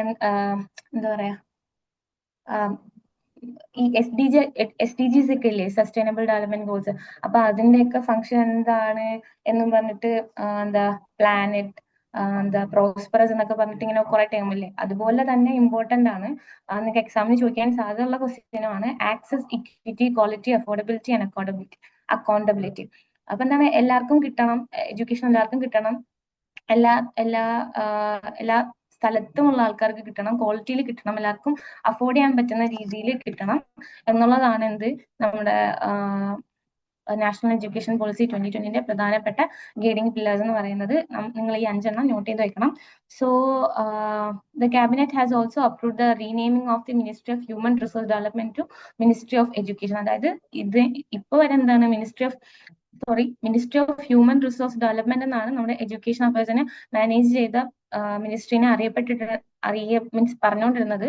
പക്ഷെ അത് നമ്മുടെ NEP പ്രകാരം മിനിസ്ട്രി ഓഫ് എഡ്യൂക്കേഷൻ ആയിട്ട് ചേഞ്ച് ചെയ്യുന്നുണ്ട്. The NEP cleared by the cabinet is only the third major revamp of the framework of education in India since independence. അതായത് നമ്മൾ ലൈക്ക് ഇൻഡിപെൻഡൻസിന് ശേഷം വന്ന 2 പോളിസീസിനെ പറ്റിയും അതിനെ റിവ്യൂ ചെയ്യാൻ വന്ന അല്ലെങ്കിൽ ആഡ് ഓൺ ആയിട്ട് വന്ന പോളിസീസിനെ പറ്റിയും ഇന്നലെ പഠിച്ചിട്ടുണ്ടായിരുന്നു. 68, 86, 1992. അപ്പൊ നമ്മൾ ഈ 1992 കൺസിഡർ ചെയ്യേണ്ട, 68, 86 പിന്നെ വന്ന മേജർ റിവാമ്പ് ആണ് നമ്മുടെ 2020 ഉള്ളത്. ഓക്കെ. സോ നമ്മൾ ആദ്യം like the 2 earlier education policies were brought in 1968 and 1986. ഇതാണ് ഞാനിപ്പോ പറഞ്ഞത്. ഈ NEP 2020 പ്രകാരം എന്താ ഒരു ഉദ്ദേശിക്കുന്നതെന്ന് പറഞ്ഞാൽ നമ്മളെ ഗ്രോസ് ഡൊമസ്റ്റിക് പ്രൊഡക്റ്റിന്റെ ഏകദേശം 6% എന്തിന് മാറ്റിവെക്കണം, ഇയർ മാർക്ക് ചെയ്യണം, എഡ്യൂക്കേഷന് മാറ്റിവെക്കണം എന്നാണ് നമ്മുടെ NEP 2020 പ്രകാരം പറയുന്നത്. പക്ഷേ നമ്മൾ ഇപ്പൊ ഒരു 4.6 സ്റ്റിൽ നമ്മൾ എത്തിയിട്ടുള്ളൂ. അതായത് എക്കണോമിക് സർവേ 2023-ലെ റിപ്പോർട്ട് പ്രകാരം നമ്മൾ സ്റ്റില് 4.6 എത്തിയിട്ടുള്ളൂ. ആക്ച്വലി ഇത് കുറവാണ്. കാരണം വേറെ രാജ്യങ്ങളൊക്കെ 6% കൂടുതൽ സ്പെൻഡ് ചെയ്യുന്ന രാജ്യങ്ങളും ഉണ്ട്, 6% എത്തിയ രാജ്യങ്ങളും ഉണ്ട്. അതിനനുസരിച്ച് നോക്കുകയാണെങ്കിൽ ഇത് വളരെ കുറവാണ്. അറ്റ്ലീസ്റ്റ് ഇതുവരെ എത്തിയതെങ്കിലും വളരെ വലിയ കാര്യമാണെങ്കിലും പക്ഷെ സ്റ്റിൽ ഇത് കുറവാണ്. The call of 6% was originally recommended by Kothari Commission. അതായത് 6% അലോക്കേറ്റ് ചെയ്യണമെന്ന് പണ്ടേ ആൾക്കാർ പറഞ്ഞതാണ്, കോത്തരി കമ്മീഷന്റെ റെക്കമെൻഡേഷനിൽ പറഞ്ഞതാണ്. സ്റ്റിൽ എന്ത് ചെയ്തിട്ടില്ല, ആ ഒരു ഇംപ്ലിമെന്റേഷനിൽ വരുന്ന സമയത്ത് ഇതൊക്കെ വീക്കാണ്. So next point is the government shall constitute a gender inclusion fund. ഈ gender inclusion fund government constitute ചെയ്യണം, ഉണ്ടാക്കണം. For what? To provide equitable and quality education to all girls and transgender students and special education zones for disadvantaged groups and regions. അതായത് ഈ gender inclusion fund create ചെയ്യണം. എന്തിനു വേണ്ടിയിട്ട്? Quality education ആർക്കൊക്കെ കൊടുക്കാൻ വേണ്ടിയിട്ട്, ഗേൾസിനും ട്രാൻസ്ജെൻഡർ ഇൻഡിവിജ്വൽസിനും ട്രാൻസ്ജെൻഡർ സ്റ്റുഡൻസിനും കൊടുക്കാൻ വേണ്ടിയിട്ട് ജെൻഡർ ഇൻക്ലൂഷൻ ഫണ്ട് സെറ്റപ്പ് ചെയ്യണം. അതുപോലെ തന്നെ സ്പെഷ്യൽ എഡ്യൂക്കേഷൻ സോൺസ് ക്രിയേറ്റ് ചെയ്യണം. ഈ സ്പെഷ്യൽ എഡ്യൂക്കേഷൻ സോൺസ് എന്ന് പറഞ്ഞാൽ ഭയങ്കര റിമോട്ട് ആയിട്ടുള്ള സ്ഥലങ്ങളിലെ കുട്ടികൾക്ക് പഠിക്കാൻ വേണ്ടിയിട്ടുള്ള, അതായത് ഡിസഡ്വാൻറ്റേജ് സെക്ഷൻസിന് പഠിക്കാൻ വേണ്ടിയിട്ട് സ്പെഷ്യൽ എഡ്യൂക്കേഷൻ സോൺസ് ക്രിയേറ്റ് ചെയ്യണം. അതും NEP-യുടെ റെക്കമെൻഡേഷനിൽ ഒന്നാണ്. NCERT പിന്നെ ഈ NEP പ്രകാരം റെക്കമെൻഡ് ചെയ്ത വേറൊരു കാര്യമാണ് NCERT to develop national curricular and pedagogical framework for early childhood care and education. അതായത് NCERT-നോട് ഈ NCPFE-CCE ഡെവലപ്പ് ചെയ്യണമെന്ന് പറഞ്ഞു. അതായത് ഈ ലൈക്ക് 8 വയസ്സ് വരെയുള്ള കുട്ടികൾക്ക് എഡ്യൂക്കേഷൻ കൊടുക്കാൻ വേണ്ടിയിട്ടുള്ള ഒരു ഫ്രെയിംവർക്ക് ഡെവലപ്പ് ചെയ്യാൻ വേണ്ടിയിട്ട്. ഓക്കെ, അത് നിങ്ങൾ അത്ര ഇമ്പോർട്ടൻ്റ് ആണോ എന്ന് ചോദിച്ചാൽ ഇത്രയും വലിയ ടേം ഒന്നും ചോദിക്കൂലായിരിക്കും എന്ന് പ്രതീക്ഷിക്കുന്നു. ഇൻ കേസ് ഓപ്ഷൻസിൽ ഇങ്ങനെ വന്ന NCPFE-CCE എന്ന് വന്നാൽ നിങ്ങൾ ഐഡന്റിഫൈ ചെയ്യാനെങ്കിലും ഓർക്കണം. കാരണം ഇത് NEP-ന്റെ അണ്ടറിൽ വന്നതാണ്. കുട്ടികൾക്ക് ഉള്ള എഡ്യൂക്കേഷൻ ഫ്രെയിംവർക്ക് ഡെവലപ്പ് ചെയ്യാൻ വേണ്ടിയിട്ട് NCERT-നോട് പറഞ്ഞുണ്ടാക്കിയതാണെന്നുള്ള ബോധം നിങ്ങൾക്ക് ഉണ്ടാവണം. The SSCRT will develop a school quality assessment and accreditation framework, അതായത് SCOF, through consultation with all stakeholders. അതായത് നമ്മുടെ സ്കൂളിന്റെ ക്വാളിറ്റി, അതായത് NAAC പോലെ തന്നെ അക്രഡിറ്റ് ചെയ്യാൻ വേണ്ടിയിട്ട് SCOF എന്ന് പറയുന്ന ഒരു ഫ്രെയിംവർക്ക് ഡെവലപ്പ് ചെയ്യും SCRT. അപ്പൊ ഈ സ്കോഫും അധികം ഇമ്പോർട്ടൻ്റ് ആണെന്ന് ചോദിച്ചാൽ അല്ല, പക്ഷെ നിങ്ങൾ എന്ത് ചെയ്തേക്കണം, ഐഡന്റിഫൈ ചെയ്യണം. അറ്റ്ലീസ്റ്റ് നിങ്ങൾക്ക് എലിമിനേറ്റ് ചെയ്യാനെങ്കിലും അറിഞ്ഞിരിക്കണം. സോ അടുത്തത് universalization of education from preschool to secondary level with 10% gross enrollment ratio in school education by 2030. ഈ പോയിന്റ് വളരെ ഇമ്പോർട്ടൻ്റ് ആണ്. കാരണം നമ്മൾ ഇനി അങ്ങോട്ട് പോകുന്ന സമയത്ത് you will get confused. Because അതിനകത്ത് ഹയർ എഡ്യൂക്കേഷനിലെ ഗ്രോസ് എൻറോൾമെന്റ് റേഷ്യോ 50% ആയിട്ട് മാറ്റണം ബൈ 2035 എന്നാണ് പറയുന്നത്. പക്ഷെ സ്കൂൾ എഡ്യൂക്കേഷന്റെ കാര്യത്തിൽ 100% ഗ്രോസ് എൻറോൾമെന്റ് റേഷ്യോ കൊണ്ടുവരണം എന്നാണ് പറഞ്ഞിട്ടുള്ളത്. അതായത് universalisation of education from pre school to secondary level with 100% growth enrolment ratio in school education by 2030. 2030 ആകുമ്പോഴത്തേക്കും എന്ത് ചെയ്തേക്കണം, എല്ലാ കുട്ടികളും മീൻസ് സ്കൂൾ ഗോയിങ് ഏജിലുള്ള സ്റ്റുഡൻസ് എല്ലാം എന്ത് ചെയ്തേക്കണം, സ്കൂൾസിൽ എൻറോൾ ആയേക്കണം. ഈ ഗ്രോസ് എൻറോൾമെന്റ് റേഷ്യോ എന്ന് പറഞ്ഞാൽ ഒരു പ്രത്യേക ഏജ് ഗ്രൂപ്പിലുള്ള പ്രത്യേക ഏജ് ഗ്രൂപ്പിലുള്ള സ്കൂളിൽ പോകുന്ന സ്റ്റുഡൻസിന്റെ എണ്ണമാണ് നമ്മൾ ഗ്രോസ് എൻറോൾമെന്റ് റേഷ്യോ എന്നുകൊണ്ട് ഉദ്ദേശിക്കുന്നത്. സോ 100% ഗ്രോസ് എൻറോൾമെന്റ് റേഷ്യോ ഉണ്ടായിരിക്കണം ബൈ 2030. എവിടെ? സ്കൂൾ എഡ്യൂക്കേഷനിൽ. നിങ്ങൾ ഓർക്കണം, ഹയർ എഡ്യൂക്കേഷനിലല്ല, മാറിപ്പോരുത്. So quality early childhood care and education for all children between 3 to 6 years through anganwadis. അപ്പം ഇത് മുന്നേ ഒരു എക്സാമിന് ചോദിച്ചിട്ടുണ്ട്. ഏത് ഇയർ മുതലുള്ള കുട്ടികളെയാണ് നമ്മൾ എന്തിൽ ഉൾപ്പെടുത്തുന്നത്, NEP-ൽ ഉൾപ്പെടുത്തിയിട്ടിരിക്കുന്നതെന്ന് ചോദിച്ചിട്ടുണ്ട്. അതിനകത്ത് 6 to പിന്നെ 7 to 8 to 3 to അങ്ങനെയൊക്കെ കൊടുത്തിട്ടുണ്ടായിരുന്നു. അപ്പൊ 3 വയസ്സ് തുടങ്ങുന്ന കുട്ടികളെ പോലും നമ്മൾ എന്ത് ചെയ്തിട്ടുണ്ട്, NEP-ൽ ഇൻക്ലൂഡ് ചെയ്തിട്ടുണ്ട്. സോ പിന്നെ അത് പറയുന്ന വേറൊരു പോയിന്റ് ആണ് to bring 2 crore out of school children back into the mainstream through an open schooling system.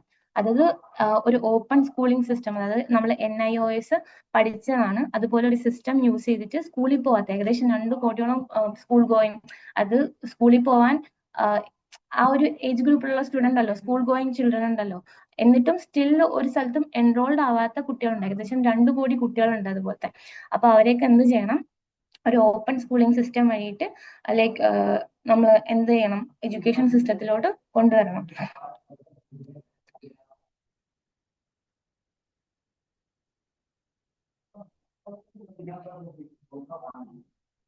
പിന്നെ നെക്സ്റ്റ് പറയാൻ പോകുന്ന പോയിന്റ് എന്ന് പറഞ്ഞാൽ വളരെ ഇമ്പോർട്ടൻ്റ് ആണ്. കാരണം എക്സാമിന് ക്വസ്റ്റ്യൻ ചോദിച്ചിട്ടുണ്ട്.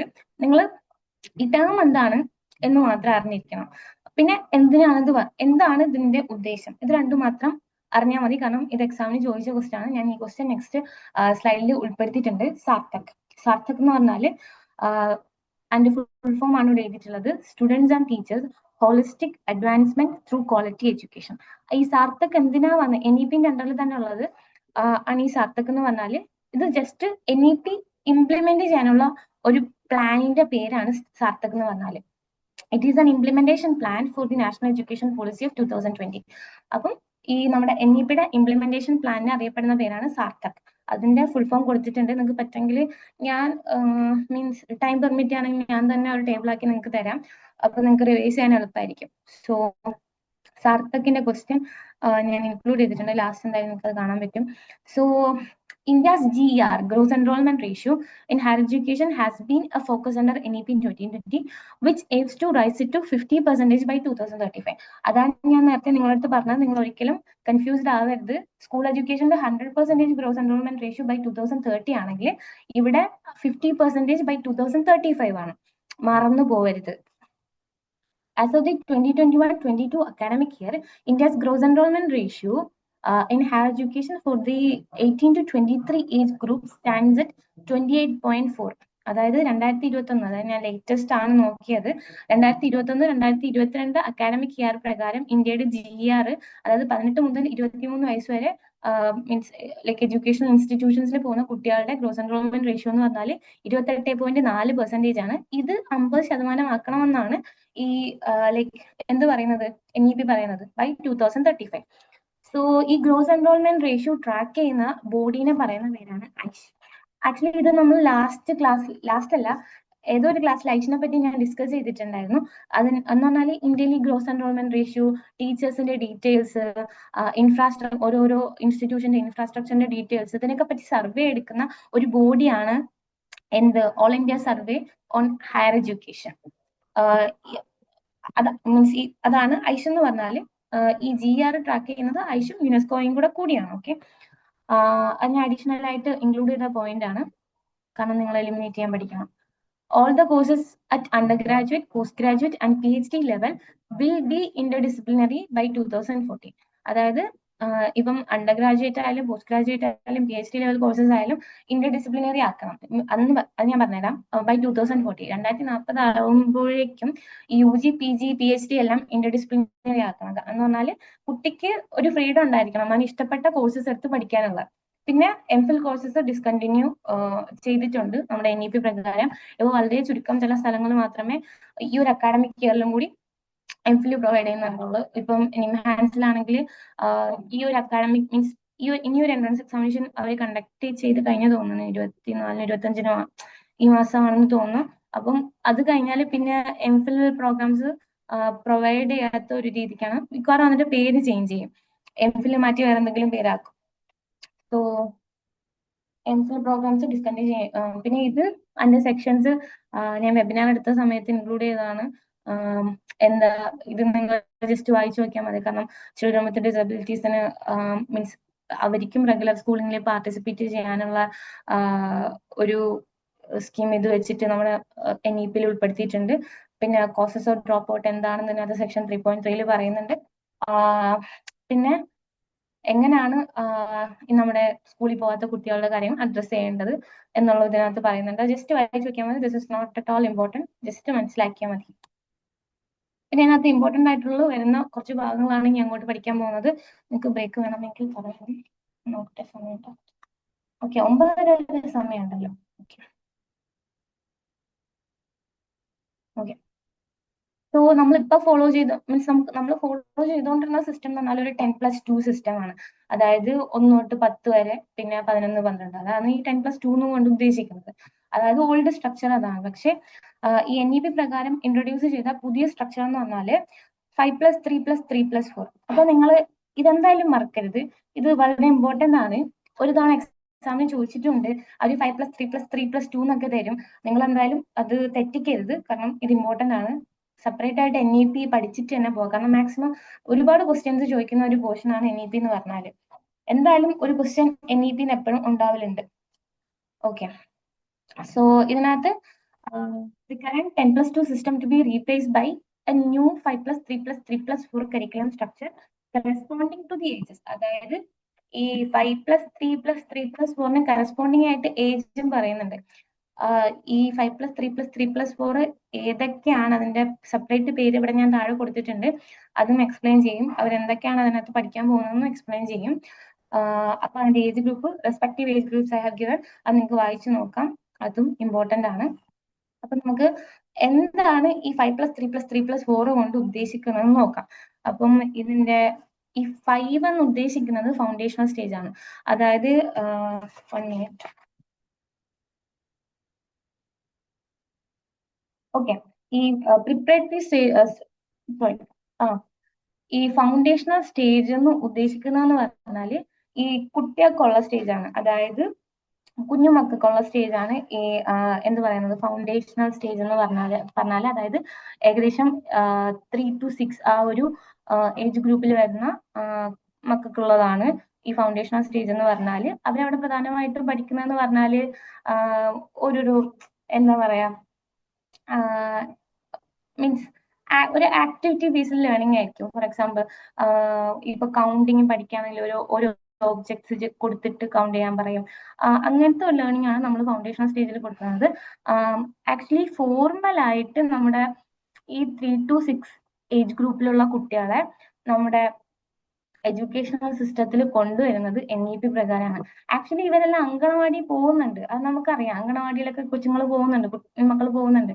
അതെന്ന് പറഞ്ഞാല് അത് ഫോർമൽ ആയിട്ട് സ്റ്റിൽ അവരെ ഇൻക്ലൂഡ് ചെയ്തിട്ടില്ല നമ്മുടെ ഈ സിസ്റ്റത്തിലോട്ട്. അപ്പൊ NEP പ്രകാരം അവരെ കൂടി ഇൻക്ലൂഡ് ചെയ്യാനുള്ള ഒരു സ്കീം ഇതിനകത്ത് ഒരുക്കുന്നുണ്ട്. ഞാൻ അഡീഷണൽ ആയിട്ട് പറഞ്ഞാൽ നെക്സ്റ്റ് സ്ലൈഡിൽ എക്സ്പ്ലെയിൻ ചെയ്യും. പിന്നെ നെക്സ്റ്റ് സ്റ്റേജ് എന്ന് പറഞ്ഞാൽ പ്രിപ്പറേറ്ററി സ്റ്റേജ് ആണ്. പിന്നെ മിഡിൽ സ്റ്റേജ്, അത് കഴിഞ്ഞിട്ട് പിന്നെ ഒരു 3 വരുന്നത് മിഡിൽ സ്റ്റേജ് ആണ്. ഇതിന്റെ കറസ്പോണ്ടിങ് ആയിട്ടുള്ള ഏജ് ഗ്രൂപ്പ് നിങ്ങൾ പഠിക്കണം.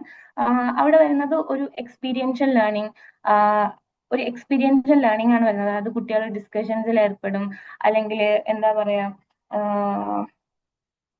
ഫോർ എക്സാമ്പിൾ അവര് ബേസിക് ആയിട്ടുള്ള കോഡൊക്കെ ഇല്ലേ, നമ്മൾ ഇപ്പോഴത്തെ എഡ്യൂക്കേഷൻ സിസ്റ്റത്തിൽ അതില്ല. ഇപ്പൊ ഒരു ആപ്പോ ഒരു ചെറിയ ഒരു ആപ്ലിക്കേഷനോ അല്ലെങ്കിൽ എന്തെങ്കിലും ഒരു കോഡ് ഡെവലപ്പ് ചെയ്യാനുള്ള രീതിക്ക് കുട്ടിക്ക് എഡ്യൂക്കേഷൻ കൊടുക്കുന്ന ഒരു സ്റ്റേജ് ആണ് ഈ മിഡിൽ സ്റ്റേജ് എന്ന് പറയുന്നത്.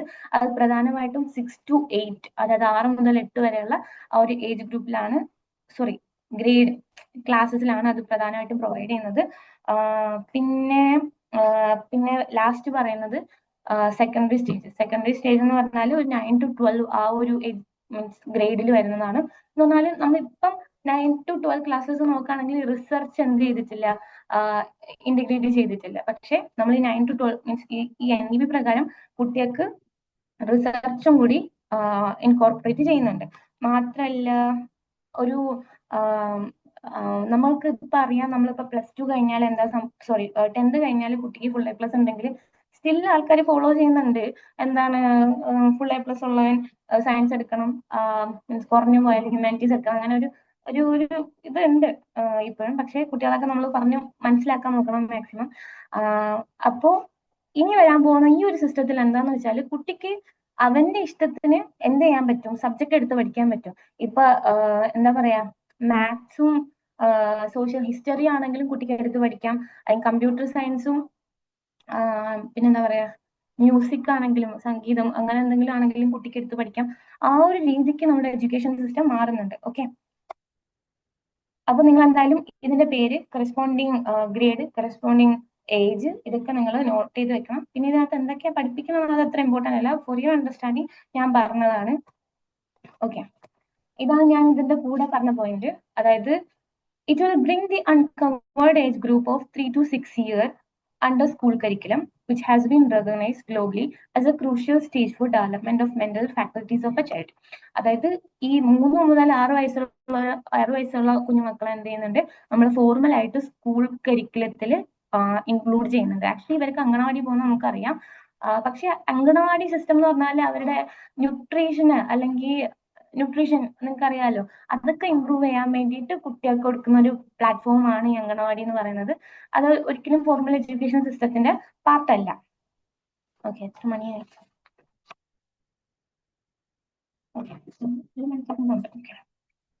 സോ അപ്പൊ ഈ ഒരു ക്വസ്റ്റ്യൻ, അതായത് ഏത് ഏജ് മുതലാണ് നമ്മുടെ NEP ഇൻക്ലൂഡ് ചെയ്യുന്നത് എന്നുള്ള ക്വസ്റ്റ്യൻ വന്നിട്ടുണ്ട്. അപ്പോൾ നിങ്ങൾ ഇത് എന്തായാലും ഓർത്ത് വെക്കണം. പിന്നെ നമ്മുടെ കുഞ്ഞു മക്കളുടെ അല്ലെങ്കിൽ മനുഷ്യരുടെ ഈ ബ്രെയിനിന്റെ ന്യൂറോ പ്ലാസ്റ്റിസിറ്റി, അതായത് ബ്രെയിനിനെ ചേഞ്ച് ചെയ്യാനുള്ള കഴിവ് നിങ്ങൾ ശ്രദ്ധിച്ചിട്ടുണ്ടായിരിക്കും. ഈ കുഞ്ഞുമക്കൾ പെട്ടെന്ന് എന്ത് ചെയ്യും, ലാംഗ്വേജ് ഒക്കെ നമ്മളെക്കാട്ടി പെട്ടെന്ന് ലേൺ ചെയ്യും. അപ്പം കാരണം എന്ന് പറഞ്ഞാൽ അവിടെ ബ്രെയിനിന്റെ ന്യൂറോ പ്ലാസ്റ്റിസിറ്റി, അതായത് ബ്രെയിനിന് എന്ത് ചെയ്യാം, ചേഞ്ച് ചെയ്യാൻ പറ്റുന്ന ഒരു എബിലിറ്റി വളരെ കൂടുതലാണ്. ഈ കുഞ്ഞ് ചെറിയ ചെറിയ പ്രായത്തിൽ നമ്മൾ വളരും തോറും അത് കുറഞ്ഞുകൊണ്ടിരിക്കും. ഓക്കെ, സോ അതാ പറയുന്നത് it is A crucial stage for the development of mental faculties of A child. Okay, അതുകൊണ്ടാണ് അവർ ഫോർമൽ സ്കൂൾ സിസ്റ്റത്തിൽ സ്കൂൾ കരിക്കുലത്തിലോട്ട് ഇൻകോർപ്പറേറ്റ് ചെയ്യാൻ വേണ്ടിയിട്ട് വിചാരിക്കുന്നത്. So it will also have 12 years of schooling with 3 years of anganwadi pre സ്കൂളിൽ നമ്മൾ നേരത്തെ explain ചെയ്തതാണ്. പിന്നെ 10ാം ക്ലാസ്സിലെയും 12ാം ക്ലാസ്സിലെയും എക്സാമിനേഷൻ ഒക്കെ കുറച്ചുകൂടി ഈസി ആക്കും. ജസ്റ്റ് ഫാക്ട്സ് വിഴുങ്ങി മെമ്മറൈസ് ചെയ്ത് എഴുതുന്നതല്ല, ഇനി ഉണ്ടാവാൻ പോകുന്ന കുറച്ചുകൂടെ ആപ്ലിക്കേഷൻ ബേസ്ഡ് ക്വസ്റ്റ്യൻ ആയിരിക്കും. ലൈക്ക് ഇപ്പൊ ഞാൻ ഇവിടെ ക്വസ്റ്റ്യൻ കൊടുത്തിട്ടുണ്ട്. എന്താ ഏതെങ്കിലും ജനാധിപത്യത്തിന്റെ 3 പോയിന്റ്സ് എഴുതാൻ പറയുന്നതിന് പകരം, ഡെമോക്രസിന്റെ 3 പോയിന്റ്സ് എഴുതാൻ പറയുന്നതിന് പകരം they'll be asked why is participation important in a democracy. why is അല്ല കേട്ടോ, why participation is important in a democracy. അപ്പോ പാർട്ടിസിപ്പേഷൻ ഡെമോക്രസിയിൽ എന്തുകൊണ്ടാണ് important? Grammar mistake. Okay okay, അപ്പൊ നിങ്ങളത് സോറി, അപ്പോ ഡെമോക്രസിയിൽ പാർട്ടിസിപ്പേഷൻ എന്തുകൊണ്ടാണ് ഇമ്പോർട്ടന്റ്, അങ്ങനെ കുട്ടികളുടെ രീതിക്ക് എഴുതുന്ന ഒരു സാഹചര്യം വരും. മീൻസ് ജസ്റ്റ് ഫാക്ട്സ് വിഴുങ്ങി അല്ലാതെ ഒരു ആപ്ലിക്കേഷൻ ലെവലിൽ ക്വസ്റ്റ്യൻസ് വരും. സോ പിന്നെ ഈ എന്താണ് ഇവിടെ ഈ ഒരു പോയിന്റിൽ പറയുന്ന വേറൊരു കാര്യം എന്ന് പറഞ്ഞാൽ students will be allowed to take exam twice. അതായത് കുട്ടികൾക്ക് എന്ത് ചെയ്യാൻ പറ്റും, 2 തവണ, ഇപ്പൊ ഒരു തവണ അവർക്ക് കുറച്ച് മാർക്കേ കിട്ടിയിട്ടുള്ളൂ, അപ്പൊ അവർക്ക് എന്ത് ചെയ്യാം, ഒന്നുകൂടി എഴുതാൻ പറ്റും. പക്ഷെ സ്റ്റിൽ ഈ ഒരു ഇമ്പ്രൂവ്മെന്റ് സിസ്റ്റം ഉണ്ട്. പക്ഷെ അത് ഫെയിൽ ആയി കഴിഞ്ഞാലാണ് ഈ ഇമ്പ്രൂവ്മെന്റ് സിസ്റ്റം വരുന്നത്, ഇപ്പൊ +2-ലായാലും. പക്ഷെ ഇവിടെ അങ്ങനെയല്ല, കുട്ടി കുറച്ചുകൂടി ഇമ്പ്രൂവ് ചെയ്യാനുള്ള ഒരു സ്കോപ്പ് രണ്ടാമത്തെ എക്സാമിലൂടെ അവരിവിടെ കൊടുക്കുന്നുണ്ട്. ഓക്കെ, പിന്നെ സ്കൂൾ ഗവേണൻസ് ചേഞ്ച് ആവാൻ പോവാണ്. ഒരു അക്രഡിഷൻ ഫ്രെയിംവർക്ക് വരും. അതായത് നമ്മുടെ പ്രൈവറ്റ് സ്കൂളിനെയും പബ്ലിക് സ്കൂളിനെയും റെഗുലേറ്റ് ചെയ്യാൻ വേണ്ടിയിട്ട് ഒരു പുതിയൊരു അക്രഡിഷൻ ഫ്രെയിംവർക്ക് വരും. ഒരു ഇൻഡിപെൻഡന്റ് അതോറിറ്റി ആയിരിക്കും. അതിന്റെ പേര് നെക്സ്റ്റ് സ്ലൈഡിൽ പറയുന്നുണ്ട്. ഈ നെക്സ്റ്റ് സ്ലൈഡിൽ പറയാൻ പോകുന്ന കാര്യം എക്സാമിന് ചോദിച്ചിട്ടുള്ളതാണ്. അതായത് State school Standards Authority, SSSA. അതായത് ഒരു new independent regulatory body will be established to govern the accreditation and monitoring of schools. അതായത് സ്കൂൾസിനെ മോണിറ്റർ ചെയ്യാൻ വേണ്ടിയിട്ട് വരുന്ന പുതിയ ബോഡിന്റെ പേരാണ് SSSA. നമ്മൾ എക്സാമിന് ഇങ്ങനെ ലിസ്റ്റ് ഔട്ട് ചെയ്ത് ചോദിച്ചിട്ടുണ്ട് എന്തെന്നും പറഞ്ഞിട്ട്, ലൈക്ക് ഇതിൽ ഏതൊക്കെയാണ് NEP പ്രപ്പോസ് ചെയ്തത്. അപ്പം നിങ്ങൾ ഇത് ഓർത്ത് വെച്ചേക്കാം. ഇവര് എന്താ പ്രധാനമായിട്ട് ഉദ്ദേശിക്കുന്നതെന്ന് പറഞ്ഞാല്, ഈ സ്കൂൾസ് ഒക്കെ മീൻസ് NCERT പ്രപ്പോസ് ചെയ്തിരിക്കുന്ന ഫ്രെയിംവർക്കിനനുസരിച്ചാണോ പഠിപ്പിക്കുന്നത്, ഇവിടെ ഇൻഫ്രാസ്ട്രക്ചർ ഒക്കെ എങ്ങനെയാണ്, കുട്ടികൾക്ക് ഇരുന്ന് പഠിക്കാനുള്ള സൗകര്യം ഉണ്ടോ, ബോർഡ് ഉണ്ടോ, ലൈക്ക് ടോയ്ലറ്റ് ഉണ്ടോ, അങ്ങനെ അക്രഡിഷൻ. അതായത് അവർ സ്റ്റാൻഡേർഡ്സ്, ഒരു പർട്ടിക്കുലർ സ്റ്റാൻഡേർഡ്സ് അച്ചീവ് ചെയ്തിട്ടുണ്ടോ, മെയിൻറ്റെയിൻ ചെയ്തിട്ടുണ്ടോ. പ്രൈവറ്റ് ആൻഡ് പബ്ലിക് മീൻസ് സ്കൂൾസിനെ അക്രഡിറ്റ് ചെയ്യുന്ന ഒരു ബോഡി ആയിരിക്കും SSSA. സർവശിക്ഷാ അഭിയാനല്ല, സ്റ്റേറ്റ് സ്കൂൾ സ്റ്റാൻഡേർഡ്സ് അതോറിറ്റിയാണ്. അപ്പൊ നിങ്ങൾ എന്തായാലും മറക്കരുത്. ഈ ഒരു ബോഡി സിലബസ് ഒന്നും ഡിസൈൻ ചെയ്തിട്ടില്ല, പക്ഷേ ഇവർ നോക്കുന്നത് സ്കൂൾസ് NCERT-ന്റെ അല്ലെങ്കിൽ സ്റ്റേറ്റ് ബോർഡ്സിന്റെ ലൈക്ക് ആ ഫ്രെയിംവർക്ക് ഫോളോ ചെയ്തിട്ടാണോ പോകുന്നത്, അല്ലെങ്കിൽ NEP 2020 അനുസരിച്ചാണോ പോകുന്നത്, അതായിരിക്കും ഇവിടെ നോക്കുന്നത്. പിന്നെ emphasis on foundational literacy. Foundational literacy എന്ന് പറഞ്ഞാൽ ഒരു foundation literacy and numeracy, FLN എന്ന് നിങ്ങൾ പഠിക്കണം. FLN, ഓക്കെ, ഇത് എഴുതാൻ കുറച്ച് പാടാം. ഓക്കെ FLN എന്ന് പഠിക്കണം. അതായത് foundation literacy and numeracy. Foundation literacy and numeracy എന്ന് പറഞ്ഞാൽ ഒരു 3ാം ക്ലാസ് എങ്കിലും ആവുന്ന സമയത്ത് ഈ കുഞ്ഞുമക്കൾക്ക് മീൻസ് കൊച്ചുങ്ങൾ എന്ത് പഠിച്ചിരിക്കണം, അവർ ബേസിക് ആയിട്ട് വായിക്കാനും ബേസിക് കാൽക്കുലേഷൻ, അതായത് ഗുണിക്കാനും ഹരിക്കാനും കുറയ്ക്കാനും കൂട്ടാനൊക്കെ അവർ പഠിച്ചിരിക്കണം. അതാണ് ഈ ഫൗണ്ടേഷണൽ ലിറ്ററസി ആൻഡ് ന്യൂമറസി എന്ന് പറയുന്നത്. ഈ foundational literacy and numeracy achieve ചെയ്യാൻ വേണ്ടിയിട്ട് ഉള്ള കാര്യങ്ങൾ താഴെ പറയുന്നുണ്ട്, ഞാൻ എക്സ്പ്ലെയിൻ ചെയ്യാം. പിന്നെ ഇതിനകത്ത് നമ്മൾ നേരത്തെ പറഞ്ഞ പോലെ തന്നെ no rigid separation between academic streams. അതായത് കുട്ടികൾക്ക് ഇഷ്ടമുള്ളത് പഠിക്കാം, അല്ലാതെ നീ ഇന്നത് പഠിക്കണം, നീ ബയോളജി സയൻസ് പഠിക്കാവോ അല്ലെങ്കിൽ ഹ്യൂമാനിറ്റീസ് പഠിക്കാവോ, അങ്ങനെ ഒരു കടുംപിടുത്തം ഇവിടെ ഇല്ല. Okay, students can mix subjects they love across fields, extra curricular vocational streams in schools. അതായത് എന്ത് വേണോ, ഇപ്പൊ കുട്ടിക്ക് പോട്ടറി പഠിക്കണോ, അപ്പൊ പോട്ടറി ഒരു മീൻസ് സിലബസിൽ മീൻസ് അവർ കൊടുക്കുന്നുണ്ടെങ്കിൽ കുട്ടിക്ക് പോട്ടറിയും പിന്നെ വേറെ എന്തെങ്കിലും മാത്സും അങ്ങനെ ചെയ്യാം, എന്ത് ഇഷ്ടത്തിനാണെങ്കിലും പഠിക്കാം. ഓക്കെ, അതിന്റെ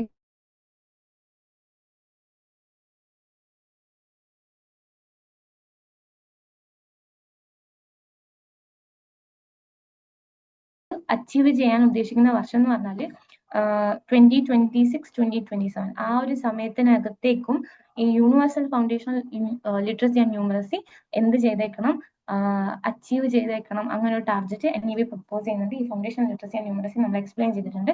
അത് എല്ലാ മക്കൾക്കും വായിക്കാനും മീൻസ് ഒരു ഏജ് ആവുന്ന സമയത്ത് കുട്ടികൾക്ക് അതറിഞ്ഞിരിക്കണം. പിന്നെ national mission on foundational literacy and numeracy Nipun Bharat, ഇത് ഇമ്പോർട്ടന്റ് ആണ്, നിങ്ങൾ നോട്ട് ചെയ്ത് വെക്കാം. ഇത് മിനിസ്ട്രി ഓഫ് എഡ്യൂക്കേഷൻ ലോഞ്ച് ചെയ്ത പ്രോഗ്രാം ആണ്. ഹലോ, വോയിസ് പോയി. ഹലോ ഹലോ, ചാറ്റിൽ ഇടാമോ? ഞാൻ കേട്ടിട്ടില്ല.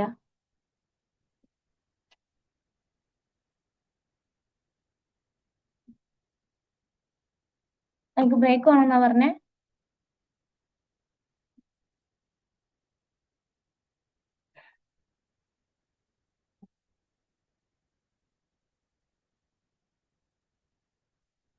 ഹലോ, നിങ്ങൾ എനിക്ക് എന്തെങ്കിലും പറഞ്ഞായിരുന്നോ? ഓക്കെ ഓക്കെ ആ ഓക്കെ ഓക്കെ, താങ്ക് യു. ഇപ്പൊ പ്രശ്നമില്ലല്ലോ?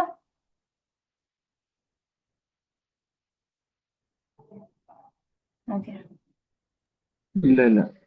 ആ ഓക്കെ, താങ്ക് യു. ബ്രേക്ക് ആകുമ്പോ അപ്പൊ തന്നെ പറയണം, കാരണം എനിക്ക് അറിയാൻ പറ്റത്തില്ല. Okay,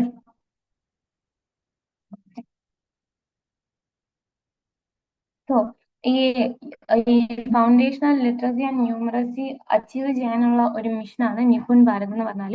the National mission on foundational literacy and Numeracy is a programme launch by Ministry of Education, Government of India to achieve universal foundational literacy and numeracy in primary schools by 2026 and 2027. അപ്പം 2026-2027 ആ ഒരു സമയത്തിനകം എന്ത് ചെയ്യണം? ഈ universal achieve ചെയ്യണം. ഇതിനുള്ള mission ആണ് നിപുൺ ഭാരത് എന്ന് പറഞ്ഞാല്.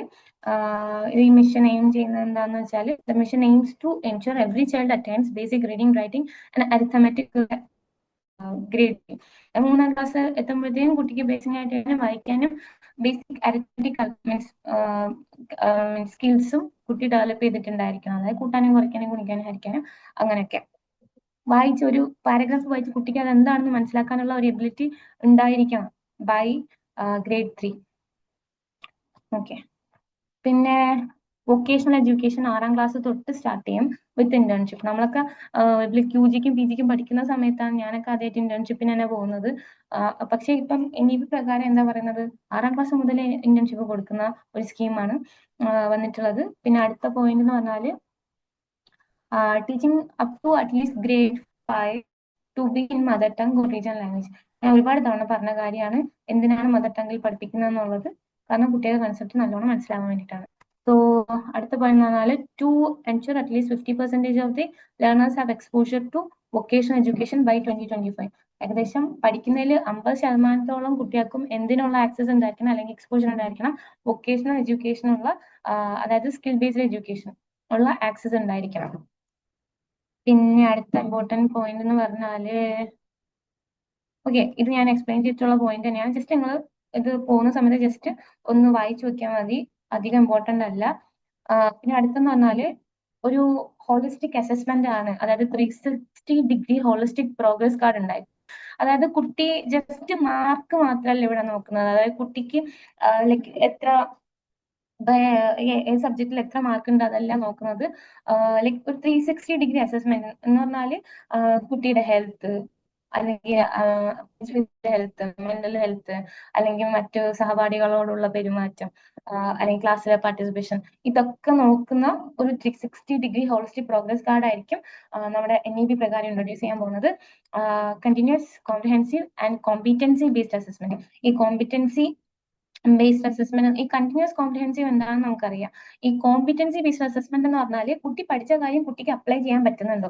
അതായത് ഇപ്പൊ ലൈക്ക് ഫോട്ടോസ് നമുക്കറിയാം, ലൈക്ക് ചെടി വെയിലത്ത് വെച്ചാൽ നല്ലോണം വളരും, ആവശ്യത്തിന് വെള്ളം ഒഴിക്കണം. അപ്പൊ കുട്ടി വീട്ടിനകത്ത് പ്ലാന്റ് എടുത്ത് വെക്കരുത്, അത് പുറത്ത് തന്നെ മീൻസ് വെയിൽ കിട്ടുന്ന സ്ഥലത്ത് വെച്ചാൽ നല്ല പുഷ്ടിച്ച് വളർത്തോളം കുട്ടിക്ക് ഒരു അണ്ടർസ്റ്റാൻഡിങ്, അത് അപ്ലൈ ചെയ്യാനുള്ള ഒരു ഇത് കുട്ടിക്ക് ഉണ്ടായിരിക്കണം, നോട്ട് ജസ്റ്റ് മെമ്മറൈസിങ്.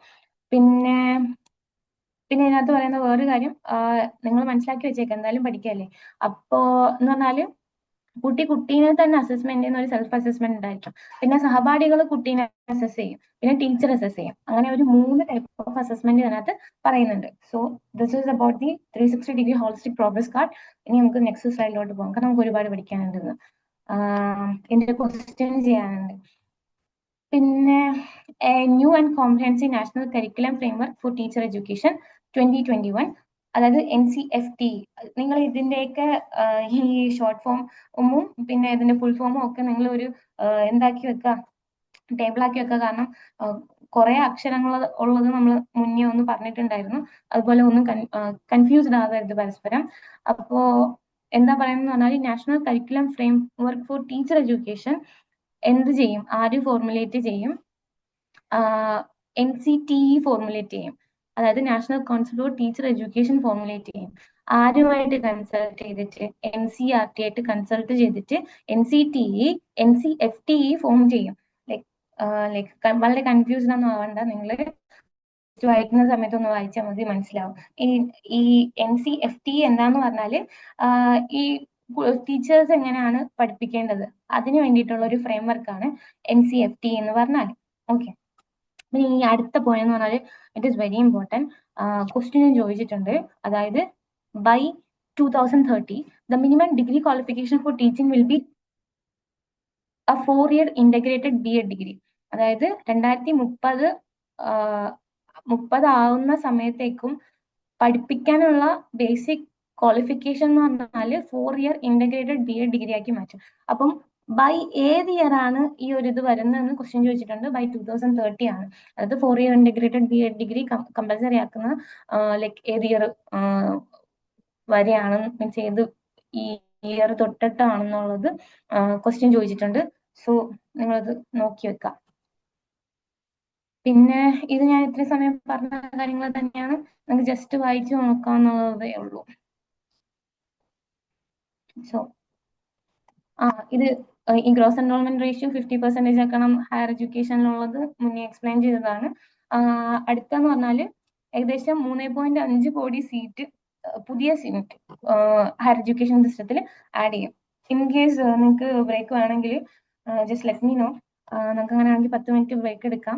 എനിക്ക് പ്രശ്നമൊന്നുമില്ല കേട്ടോ, മീൻസ് ഞാൻ നിങ്ങൾക്ക് വേണ്ടി പറയുന്നതാണ്. പിന്നെ അടുത്ത പോയിന്റ് എന്ന് പറഞ്ഞാൽ the 2018-19 gross enrolment ratio in higher education 26.3%. Like ഇത് ഞാൻ മുന്നേ പറഞ്ഞതാണ്, ഇത് റിപ്പീറ്റ് ചെയ്ത് വന്ന പോയിന്റ് ആണ്. Then holistic undergraduate education with flexible curriculum can be of 3 or 4 years with multiple exit options and appropriate certification within this period. അതായത് ഇനി വരുന്ന പ്രോഗ്രാംസ് ഒക്കെ എന്ന് പറഞ്ഞാൽ ഒരു 3 year അല്ലെങ്കിൽ 4 year ഇന്റഗ്രേറ്റഡ് കോഴ്സസ് ആയിരിക്കും. അതായത് ഇപ്പം ലൈക്ക് ഇപ്പം BSW അതായത് സോഷ്യൽ വർക്ക് ഒക്കെ എന്ന് പറഞ്ഞാൽ ബാച്ചിലർ ഓഫ് സോഷ്യൽ വർക്ക് എന്ന് പറഞ്ഞാൽ 3 വർഷമായിരിക്കും. പക്ഷെ ഇനി വരാനുള്ള കോഴ്സ് എന്നൊക്കെ പറഞ്ഞാൽ ഒരു 4 year ഇന്റഗ്രേറ്റഡ് കോഴ്സ് ആയിരിക്കും. അതിൽ മാസ്റ്റേഴ്സും കൂടി ഉൾപ്പെടുത്തിയിട്ടുള്ള കോഴ്സ് ആയിരിക്കും. ഈ 4ാമത്തെ വർഷം കുട്ടി എന്തും പഠിക്കും, റിസർച്ചും നല്ലോണം പഠിക്കും. ആ ഒരു രീതിക്ക് സിസ്റ്റം മാറാണ്. ഈ കുട്ടിക്ക് എന്ത് ചെയ്യാൻ പറ്റും? ഇപ്പൊ ഫസ്റ്റ് ഇയർ കുട്ടി പഠിച്ചു ഡ്രോപ്പ് ചെയ്യാണ്, ഫസ്റ്റ് ഇയർ കംപ്ലീറ്റ് ചെയ്തിട്ടാണ് ഡ്രോപ്പ് ചെയ്യണമെങ്കിൽ കുട്ടിക്ക് ഒരു സർട്ടിഫിക്കറ്റ് കിട്ടും. ആ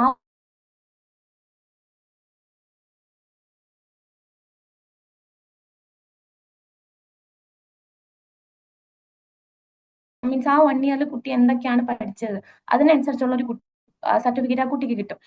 അപ്പം ഈ സർട്ടിഫിക്കറ്റും കൊണ്ട് കുട്ടിക്ക് എന്ത് ചെയ്യാം? വേറെ യൂണിവേഴ്സിറ്റിയിൽ പോയിട്ട് സെക്കൻഡ് ഇയർ ജോയിൻ ചെയ്യാം. അതായത് ഫോർ എക്സാമ്പിൾ ഹൈദരാബാദ് യൂണിവേഴ്സിറ്റിയിലുള്ള കുട്ടി ഫസ്റ്റ് ഇയർ പഠിച്ച കുട്ടി എന്തെങ്കിലും കാരണം കൊണ്ട് ഒക്കെ അച്ഛനും അമ്മയ്ക്കും ട്രാൻസ്ഫർ ആയി അല്ലെങ്കിൽ വേറെ എന്തെങ്കിലും ഹെൽത്ത് ഇഷ്യൂസ് ഉണ്ട്, വേറെ യൂണിവേഴ്സിറ്റി പോവാ, ഡൽഹി യൂണിവേഴ്സിറ്റി പോകുന്നു. അപ്പൊ ഫസ്റ്റ് ഇയർ ഇവിടെ എക്കണോമിക്സ് കംപ്ലീറ്റ് ചെയ്തിട്ടുണ്ട് കുട്ടിക്ക്, സെക്കൻഡ് ഇയർ എക്കണോമിക്സ് ഡൽഹി യൂണിവേഴ്സിറ്റിയിൽ ജോയിൻ ചെയ്യാം.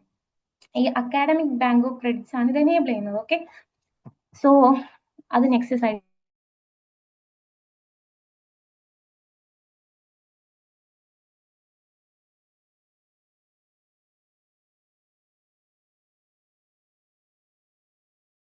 Bank of credits to be established to facilitate transfer of credit. അതായത് ഇപ്പൊ ക്രെഡിറ്റ് നമുക്കിപ്പോ എല്ലാം ലൈക് CBCS സിസ്റ്റം ആണല്ലോ. ലൈക്ക് നിങ്ങൾക്ക് എന്റെ ഇന്റർനെറ്റ് കണക്ഷൻ അൺസ്റ്റേബിൾ ആണെന്ന് കാണിക്കുന്നുണ്ട്. നിങ്ങൾക്ക് വോയിസ് ബ്രേക്ക് ആവുന്നെങ്കിൽ പറയണം. അറിയാൻ പറ്റത്തില്ല എനിക്ക്. സോ ഈ ക്രെഡിറ്റ് മീൻസ് നമുക്ക് ഓരോ സബ്ജക്റ്റിനും ക്രെഡിറ്റ് ഉണ്ടല്ലോ. അപ്പൊ നമ്മളിപ്പോ ലൈക്ക് ഫസ്റ്റ് സെമസ്റ്ററിൽ ഇത്ര ക്രെഡിറ്റ് ഇത്ര ക്രെഡിറ്റ് നമ്മൾ അച്ചീവ് ചെയ്യണം.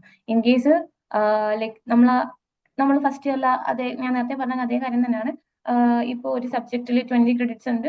നമ്മൾ 20 ക്രെഡിറ്റ്സ് കംപ്ലീറ്റ് ചെയ്തു, ആ സെമസ്റ്റർ മൊത്തം കംപ്ലീറ്റ് ചെയ്തു. എന്നിട്ട് എന്തെങ്കിലും കാരണം വെച്ച് ഡ്രോപ്പ് ഔട്ട് ചെയ്തു വേറെ യൂണിവേഴ്സിറ്റി പോകുകയാണെങ്കിൽ ഈ അക്കാഡമിക് ബാങ്ക് ഓഫ് ക്രെഡിറ്റ്സ്, ഒരു ബാങ്ക് പോലത്തെ ഒരു സിസ്റ്റം. നമ്മളിപ്പോ പൈസ ഡിപ്പോസിറ്റ് ചെയ്യുന്നത്, വിത്ഡ്രോ ചെയ്യുന്നത് പോലെ നമ്മുടെ അക്കാഡമിക് ക്രെഡിറ്റ്സ് ഡിപ്പോസിറ്റ് ചെയ്യാനുള്ള ഒരു ബാങ്ക്, മീൻസ് ബാങ്ക് അല്ല, ഒരു സിസ്റ്റമാണ് അക്കാഡമിക് ബാങ്ക് ഓഫ് ക്രെഡിറ്റ്സ് എന്ന് പറഞ്ഞാൽ. അതിനകത്ത് നമ്മുടെ യൂണിവേഴ്സിറ്റി നമ്മൾ ഏത് സെമസ്റ്റർ ആണോ കംപ്ലീറ്റ് ചെയ്തത് അതിന്റെ ക്രെഡിറ്റ്സ് അതിനകത്ത് അപ്ലോഡ് ചെയ്യും. അപ്പൊ നിങ്ങൾക്ക് വേറെ യൂണിവേഴ്സിറ്റിയിൽ ഡയറക്റ്റ് പോയിട്ട് ജോയിൻ ചെയ്യാൻ പറ്റും. ഇതാണ് ഈ ABC കൊണ്ടുള്ള ഏറ്റവും പ്രധാനപ്പെട്ട ഉപയോഗം എന്ന് പറഞ്ഞാൽ, നിങ്ങൾക്ക് ഇതിനോടകം ABC ക്രെഡിറ്റ് ഒക്കെ നിങ്ങൾക്ക് ഉണ്ടായിരിക്കണം. കാരണം എന്ന് വെച്ചാൽ എല്ലാ യൂണിവേഴ്സിറ്റിയും ABC ക്രെഡിറ്റ് ഫോം ചെയ്യാൻ പറയുന്നുണ്ട്. So, Academic Bank of Credits to be established to facilitate transfer of credits. It is created and managed by the University Grants Commission. അപ്പോൾ അത് UGC ആണ് ഇത് മെയിൻറ്റെയിൻ ചെയ്യുന്നതാണ് ബേസിക്കലി പറയുന്നത്. സോ ഇതിന്റെ ഞാൻ എക്സ്പ്ലെയിൻ ചെയ്ത കാര്യമാണ്. You can study a few semesters in one college, then shift to another college without losing any progress. അപ്പൊ നിങ്ങൾക്ക് നിങ്ങളുടെ പ്രോഗ്രസ് ലൂസ് ചെയ്യാതെ തന്നെ വേറൊരു കോളേജ് ജോയിൻ ചെയ്യാൻ പറ്റും. ഞാൻ പറഞ്ഞ economics example, economics student example ഓർത്താൽ മതി. എക്സിറ്റ് ഓപ്ഷൻസ് ഇതിനകത്ത് നിന്ന് എന്ത് ചെയ്യുന്നുണ്ട്, കിട്ടുന്നുണ്ട്. സോ അടുത്ത പോയിന്റ് എന്ന് പറഞ്ഞാല് multi disciplinary education and research universities, MERUs. ഈ മെറൂസ് എന്ന് പറഞ്ഞാല് IITസിനോടും IIMസിനോടും കിടപിടിക്കുന്ന രീതിയിലുള്ള education and research universities establish ചെയ്യുന്നതാണ് NEP പ്രകാരം പറയുന്നത്. കാരണം നമ്മുടെ ഇന്ത്യനെ ഒരു ഗ്ലോബൽ നോളജ് സൂപ്പർ പവർ ആക്കണം എന്നാണല്ലോ പറഞ്ഞിട്ടുള്ളത്. അപ്പൊ ഗ്ലോബൽ സ്റ്റാൻഡേർഡ്സുമായിട്ട് മീറ്റ് ചെയ്യുന്ന രീതിക്കുള്ള education and research universities establish ചെയ്യുന്നതാണ് പറഞ്ഞിരിക്കുന്നത്. ഓക്കെ, പിന്നെ ഈ മെറൂസ് ഇമ്പോർട്ടന്റ് ആണ്. അതുപോലെ തന്നെ national research foundation, NRF question ചോദിച്ചിട്ടുണ്ട്. സോ ഈ റിസർച്ച്, ഒരു സ്ട്രോങ് റിസർച്ച് കൾച്ചർ പ്രൊമോട്ട് ചെയ്യാൻ വേണ്ടിയിട്ട് NRF നമ്മുടെ റിസർച്ചിന്റെ കാര്യങ്ങൾക്ക് വേണ്ടിയിട്ട് എന്ത് ചെയ്യും, ഒരു അപ്പെക്സ് ബോഡി ആയിട്ട് ക്രിയേറ്റ് ചെയ്യുന്നതായിരുന്നു നമ്മുടെ NEP പ്രകാരം പറഞ്ഞിട്ടുള്ളത്. NRF ചോദിച്ചിട്ടുണ്ട്, മീൻസ് എക്സാമിന് ചോദിച്ചിട്ടുണ്ട്. So common national standards teachers NCERT will be developed by the National Council for Teacher Education by 2020 in consultation with NCERT, SCERT and Teacher and Expert Organization. അതായത് like നേരത്തെ നമ്മൾ ഇതുപോലത്തെ ഒരു പോയിന്റ് പറഞ്ഞിട്ടുണ്ടായിരുന്നു, അത് NCERT-നോട് മാത്രം കൺസൾട്ട് ചെയ്തിട്ടാണ്. പക്ഷേ ഇത് national professional standards four teachers, NPST create ചെയ്യുന്നത് ആരുമായിട്ടൊക്കെ കൺസൾട്ട് ലൈക്ക് ചെയ്തിട്ടാണെന്ന് NCERT-നോടും SCERT-നോടും ടീച്ചേഴ്സിനോടും എക്സ്പേർട്ട് ഓർഗനൈസേഷൻസിനോടും കൺസൾട്ട് ചെയ്തിട്ടായിരിക്കും ഈ NPST എന്ന് പറയുന്നത് ഡെവലപ്പ് ചെയ്യാൻ പോകുന്നത്. പിന്നെ കോമൺ എൻട്രൻസ് എക്സാമിനേഷൻസ് കണ്ടക്ട് ചെയ്യണം. ഹയർ എഡ്യൂക്കേഷൻ ഇൻസ്റ്റിറ്റ്യൂഷൻസിലേക്കുള്ള അഡ്മിഷൻ എന്ത് ചെയ്യണം, ഒരു കോമൺ എൻട്രൻസ് എക്സാം ത്രൂ ആക്കണം. അപ്പൊ നിങ്ങൾ വിചാരിക്കും അപ്പൊ NTA അതിന് ശേഷം actually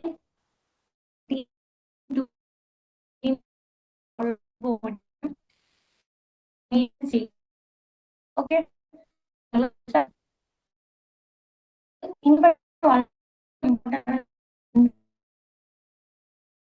now we set up as a single under excluding medical education. Breaking ആവുന്നുണ്ടോ?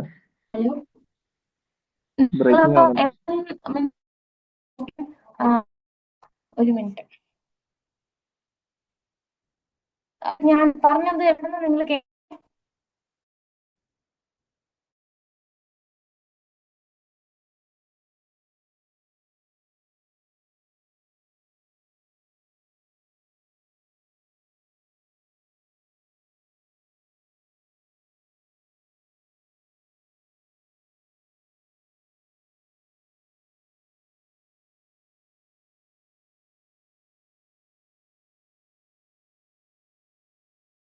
Thank you. ഓക്കെ, ഇന്ന് എനിക്ക് ഇന്റർവ്യൂ റൂം കിട്ടിയില്ലെന്ന്, ശനിയാഴ്ച ആയിക്കൊണ്ട്, അതുകൊണ്ടാണ്. ഓക്കെ,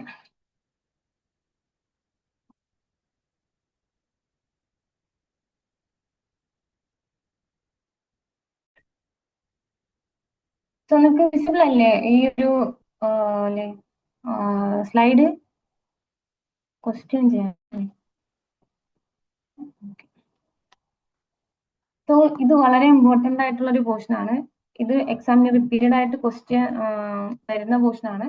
അതായത് higher education commission of India will be set up as a single umbrella body for the entire higher education excluding medical and legal education. അതായത് medical and legal education ഒഴിച്ചിട്ട് ബാക്കി എല്ലാത്തിനെയും regulate ചെയ്യുന്ന ഒരു ബോഡി ആയിട്ട് എന്ത് വരും? Higher education commission of India വരും. അപ്പോൾ ഇത് എന്തിനെയൊക്കെ സ്ക്രാപ്പ് ചെയ്യുന്ന വെച്ചാൽ, എന്തൊക്കെ ഇല്ലാതാവും എന്ന് വെച്ചാൽ AICTE, അത് All India Council for Technical Education, അതുപോലെ തന്നെ യൂണിവേഴ്സിറ്റി ഗ്രാൻസ് കമ്മീഷൻ ഒക്കെ എന്ത് ചെയ്യും? Will be replaced by HECI. Okay, higher education commission of India ഇതിനെയൊക്കെ റീപ്ലേസ് ചെയ്യും. സോ നെക്സ്റ്റ് നിങ്ങൾ പഠിക്കേണ്ട ഈ ഹയർ എഡ്യൂക്കേഷൻ കമ്മീഷൻ ഓഫ് ഇന്ത്യയുടെ അണ്ടർ വരുന്ന 4 വെർട്ടിക്കൽസ് ആണ്.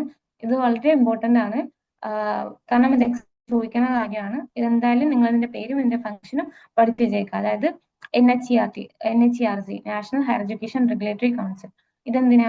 റെഗുലേറ്റ് ചെയ്യാൻ വേണ്ടിയിട്ടാണ്. അതായത് ഈ എഡ്യൂക്കേഷണൽ ഇൻസ്റ്റിറ്റ്യൂഷനെയൊക്കെ റെഗുലേറ്റ് ചെയ്യാൻ വേണ്ടി. പിന്നെ ജനറൽ എഡ്യൂക്കേഷൻ കൗൺസിൽ എന്തിനാന്ന് പറഞ്ഞാൽ സ്റ്റാൻഡേർഡ്സ് സെറ്റ് ചെയ്യാൻ വേണ്ടി. അതായത് GEC എന്ന് പറഞ്ഞാൽ എന്താ കുട്ടികൾ പഠിക്കേണ്ടത്, എങ്ങനെ പഠിക്കണം, അതൊക്കെ തീരുമാനിക്കുന്ന HECIയുടെ അണ്ടറിൽ വരുന്ന ജനറൽ എഡ്യൂക്കേഷൻ കൗൺസിലാണ്. അത് കഴിഞ്ഞിട്ട് higher education grants council. Grants council എന്ന് പറഞ്ഞാൽ എന്താ? ഇതിന് പൈസ വേണ്ടേ? മീൻസ് എല്ലാം നടത്തിക്കൊണ്ടുപോകാൻ പൈസ വേണ്ടേ? അപ്പൊ ഗ്രാന്റ് കൊടുക്കണ്ടേ, ഫണ്ട് കൊടുക്കണ്ടേ? അതിന് വേണ്ടിയിട്ടാണ് ഹയർ എഡ്യൂക്കേഷൻ ഗ്രാൻസ് കൗൺസിൽ വരുന്നത്. പിന്നെ നമ്മുടെ NAAC മാറി NAC മാത്രമാവും, നാഷണൽ അക്രഡിറ്റേഷൻ കൗൺസിൽ ആവും. NAAC അല്ല, NAC മാത്രമായിട്ട് മാറും.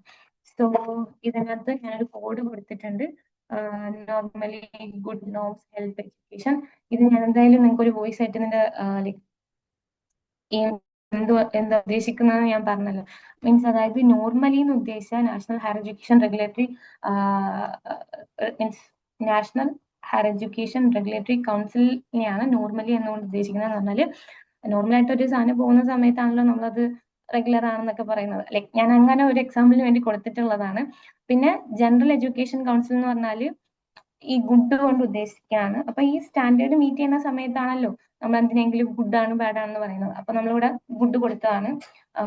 പിന്നെ നാഷണൽ അക്രഡിറ്റേഷൻ കൗൺസിലിന് വേണ്ടിയിട്ടാണ് ഈ നോംസ് കൊടുത്തത്. നോംസ് കൊടുത്ത നാഷണൽ അക്രഡിറ്റേഷൻ കൗൺസിലിന് വേണ്ടിയിട്ടാണ്. എന്തുകൊണ്ടാണെന്ന് വെച്ചാൽ എന്തെങ്കിലും പർട്ടിക്കുലർ നോംസ് ഫോളോ ചെയ്ത് ഒരു സ്റ്റാൻഡേർഡ് കൊണ്ടുവരുന്ന സമയത്താണല്ലോ അക്രഡിറ്റേഷൻ കിട്ടുന്നത്. അതിന് വേണ്ടിയിട്ടാണ് നോംസ് കൊടുത്തിട്ടുള്ളത്. പിന്നെ ഹെൽപ്പ് എഡ്യൂക്കേഷൻ എന്ന് പറഞ്ഞാൽ ഹയർ എഡ്യൂക്കേഷൻ ഗ്രാൻസ് കൗൺസിലിന് വേണ്ടി കൊടുത്തതാണ്. കാരണം എഡ്യൂക്കേഷൻ ഹെൽപ്പ് ചെയ്യാൻ വേണ്ടി ഫണ്ട് വേണ്ടേ, അതാണ് അവിടെ ഉദ്ദേശിച്ചിരുന്നത്. പിന്നെ national higher education qualification framework means qualification ലെവലാണ്. അതായത് ഞാൻ നേരത്തെ പറഞ്ഞ ഒരു സാധനമില്ലേ, അതായത് കുട്ടിയെ ഏതൊക്കെ ലെവലിൽ നിന്ന് പോകുന്ന സമയത്ത് കുട്ടിക്ക് എന്ത് ടൈപ്പ് സർട്ടിഫിക്കറ്റ് ആണ് കിട്ടുന്നത്, കുട്ടി ഓരോരോ ലെവലിലും എന്തൊക്കെയാണ് പഠിക്കേണ്ടത്, എന്തൊക്കെയാണ്, അതാണ് നാഷണൽ ഹയർ എഡ്യൂക്കേഷൻ ക്വാളിഫിക്കേഷൻ ലെവലിൽ പറയുന്നത്. ഇത് എക്സാമിന് ചോദിച്ചിട്ടുണ്ട്. ഏത് ലെവലാണ് എന്ത് ക്വാളിഫിക്കേഷൻ കൊടുക്കുന്നത്, ലെവൽ 6 എന്തിനാ കൊടുക്കുന്നത്, അല്ലെങ്കിൽ ലെവൽ 8 എന്ത് സർട്ടിഫിക്കറ്റാ കൊടുക്കുന്നത്, അങ്ങനെ എക്സാമിന് ക്വസ്റ്റ്യൻ ചോദിച്ചിട്ടുണ്ട്. അപ്പൊ നിങ്ങളത് ഓർത്ത് വെക്കുക.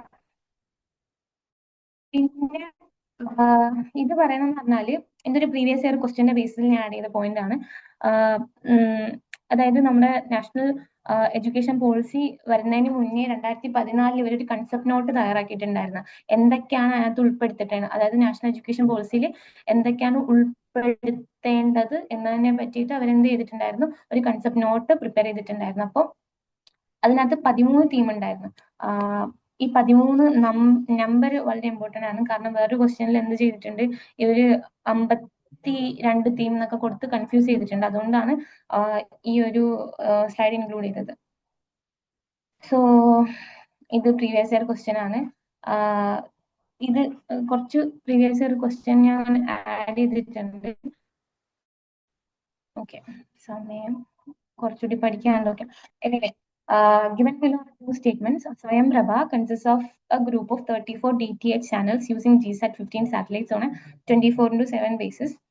രണ്ടാമത്തത് the concept note for national education policy prepared by MHRD in 2014 identified as many as 53 themes.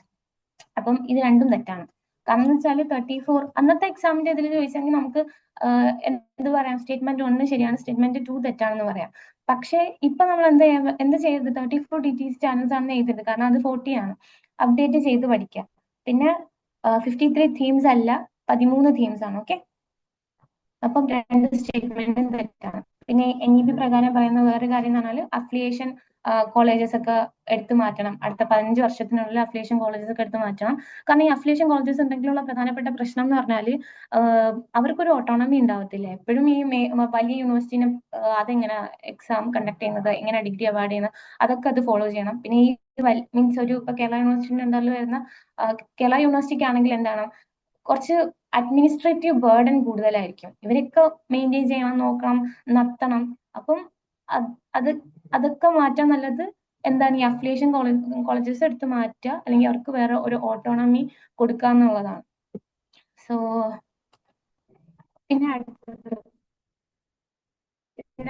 വേറൊരു ബോഡിയാണ് national education technology forum. Propose ചെയ്ത വേറൊരു ബോഡിയാണ് നാഷണൽ എഡ്യൂക്കേഷൻ ടെക്നോളജി ഫോറം. അത് എന്തിനാണ് ക്രിയേറ്റ് ചെയ്തതെന്ന് വെച്ചാൽ നമുക്ക് എഡ്യൂക്കേഷനിൽ ടെക്നോളജി എങ്ങനെ, അതായത് ടെക്നോളജി മീൻസ് ICT എങ്ങനെ ഇൻകോർപ്പറേറ്റ് ചെയ്യാം, ലേണിങ്ങിന്, അസസ്മെന്റിന് ഒക്കെ നമുക്ക് എങ്ങനെ ടെക്നോളജി ഇൻകോർപ്പറേറ്റ് ചെയ്യാം, അതിന് വേണ്ടിയിട്ടുള്ള ഒരു ഓട്ടോണമസ് ബോഡിയാണ് നാഷണൽ എഡ്യൂക്കേഷൻ ടെക്നോളജി ഫോറം എന്ന് പറയുന്നത്. പിന്നെ അടുത്ത point, it is very important. ഇതിനകത്ത് വന്നിരിക്കുന്ന എല്ലാ ബോഡീസും ഇമ്പോർട്ടൻ്റ് ആണ്, നിങ്ങൾ ലിസ്റ്റ് ആയിട്ട് തന്നെ പഠിക്കുക. അതായത് നാഷണൽ അസസ്മെന്റ് സെന്റർ ആണ്, അതിന് പറയുന്ന പേരാണ് പരക്. അതിന്റെ ഓരോ Pയും Aയും Rഉം ഒക്കെ ഓരോരോ ടേംസ് ഉണ്ട്, അത് വളരെ ഇമ്പോർട്ടൻ്റ് ആണ്. നിങ്ങളെ കൺഫ്യൂസ് ചെയ്യാൻ വേണ്ടിയിട്ട് ഈ അസസ്മെന്റിന് വരെ അക്രഡിറ്റേഷൻ, റിവ്യൂവിന് വരെ റിപ്പോർട്ട് അങ്ങനെയൊക്കെ കൊടുക്കും. പക്ഷെ ഇത് നിങ്ങൾ കറക്റ്റ് ഇമ്പോർട്ടൻ്റ് ആയിട്ട് ഓർത്ത് വെക്കേണ്ട കാര്യമാണ്. കാരണം മാക്സിമം അവർക്ക് നാഷണൽ എഡ്യൂക്കേഷൻ പോളിസി എന്ന് ചോദിക്കാൻ പറ്റുന്നൊക്കെ ചോദിച്ചിട്ടുണ്ട് അവരിപ്പം. അപ്പൊ നിങ്ങളെ കൺഫ്യൂസ് ചെയ്യാൻ വേണ്ടിയിട്ട് മാക്സിമം തെറ്റിച്ച് ആൻസർ ചെയ്യാൻ വേണ്ടിയിട്ട് ഓപ്ഷൻസ് കൊടുക്കും. സോ അതിന്റെ ഫുൾ ഫോം എന്ന് പറഞ്ഞാൽ performance assessment review and analysis of knowledge four holistic development എന്നാണ്. ഇത് നോട്ട് ചെയ്ത് വെക്കാം. പിന്നെ അടുത്തെന്ന് പറഞ്ഞാൽ NEP പ്രകാരം ഫോറിൻ യൂണിവേഴ്സിറ്റീസിന് ഇന്ത്യയിൽ ക്യാമ്പസ് സെറ്റപ്പ് ചെയ്യാനുള്ള സൗകര്യം ഉണ്ടാക്കുന്നുണ്ട്. പക്ഷെ നിങ്ങൾ ശ്രദ്ധിക്കേണ്ട ഒരു വേറെ കാര്യം എന്ന് പറഞ്ഞാൽ ഇന്ത്യയിൽ 1500ഓളം ഫോറിൻ യൂണിവേഴ്സിറ്റീസ്, ഏകദേശം 1500ഓളം ഫോറിൻ യൂണിവേഴ്സിറ്റീസ് ഇന്ത്യയിൽ എസ്റ്റാബ്ലിഷ് ചെയ്യാം എന്നുള്ള രീതിക്ക് മീൻസ് ഒരു റെക്കമെൻഡേഷൻ പ്രൊവൈഡ് ചെയ്തത് സാം പിത്രോദ കമ്മിറ്റി അല്ലെങ്കിൽ നാഷണൽ നോളജ് കമ്മീഷൻ ആണ്.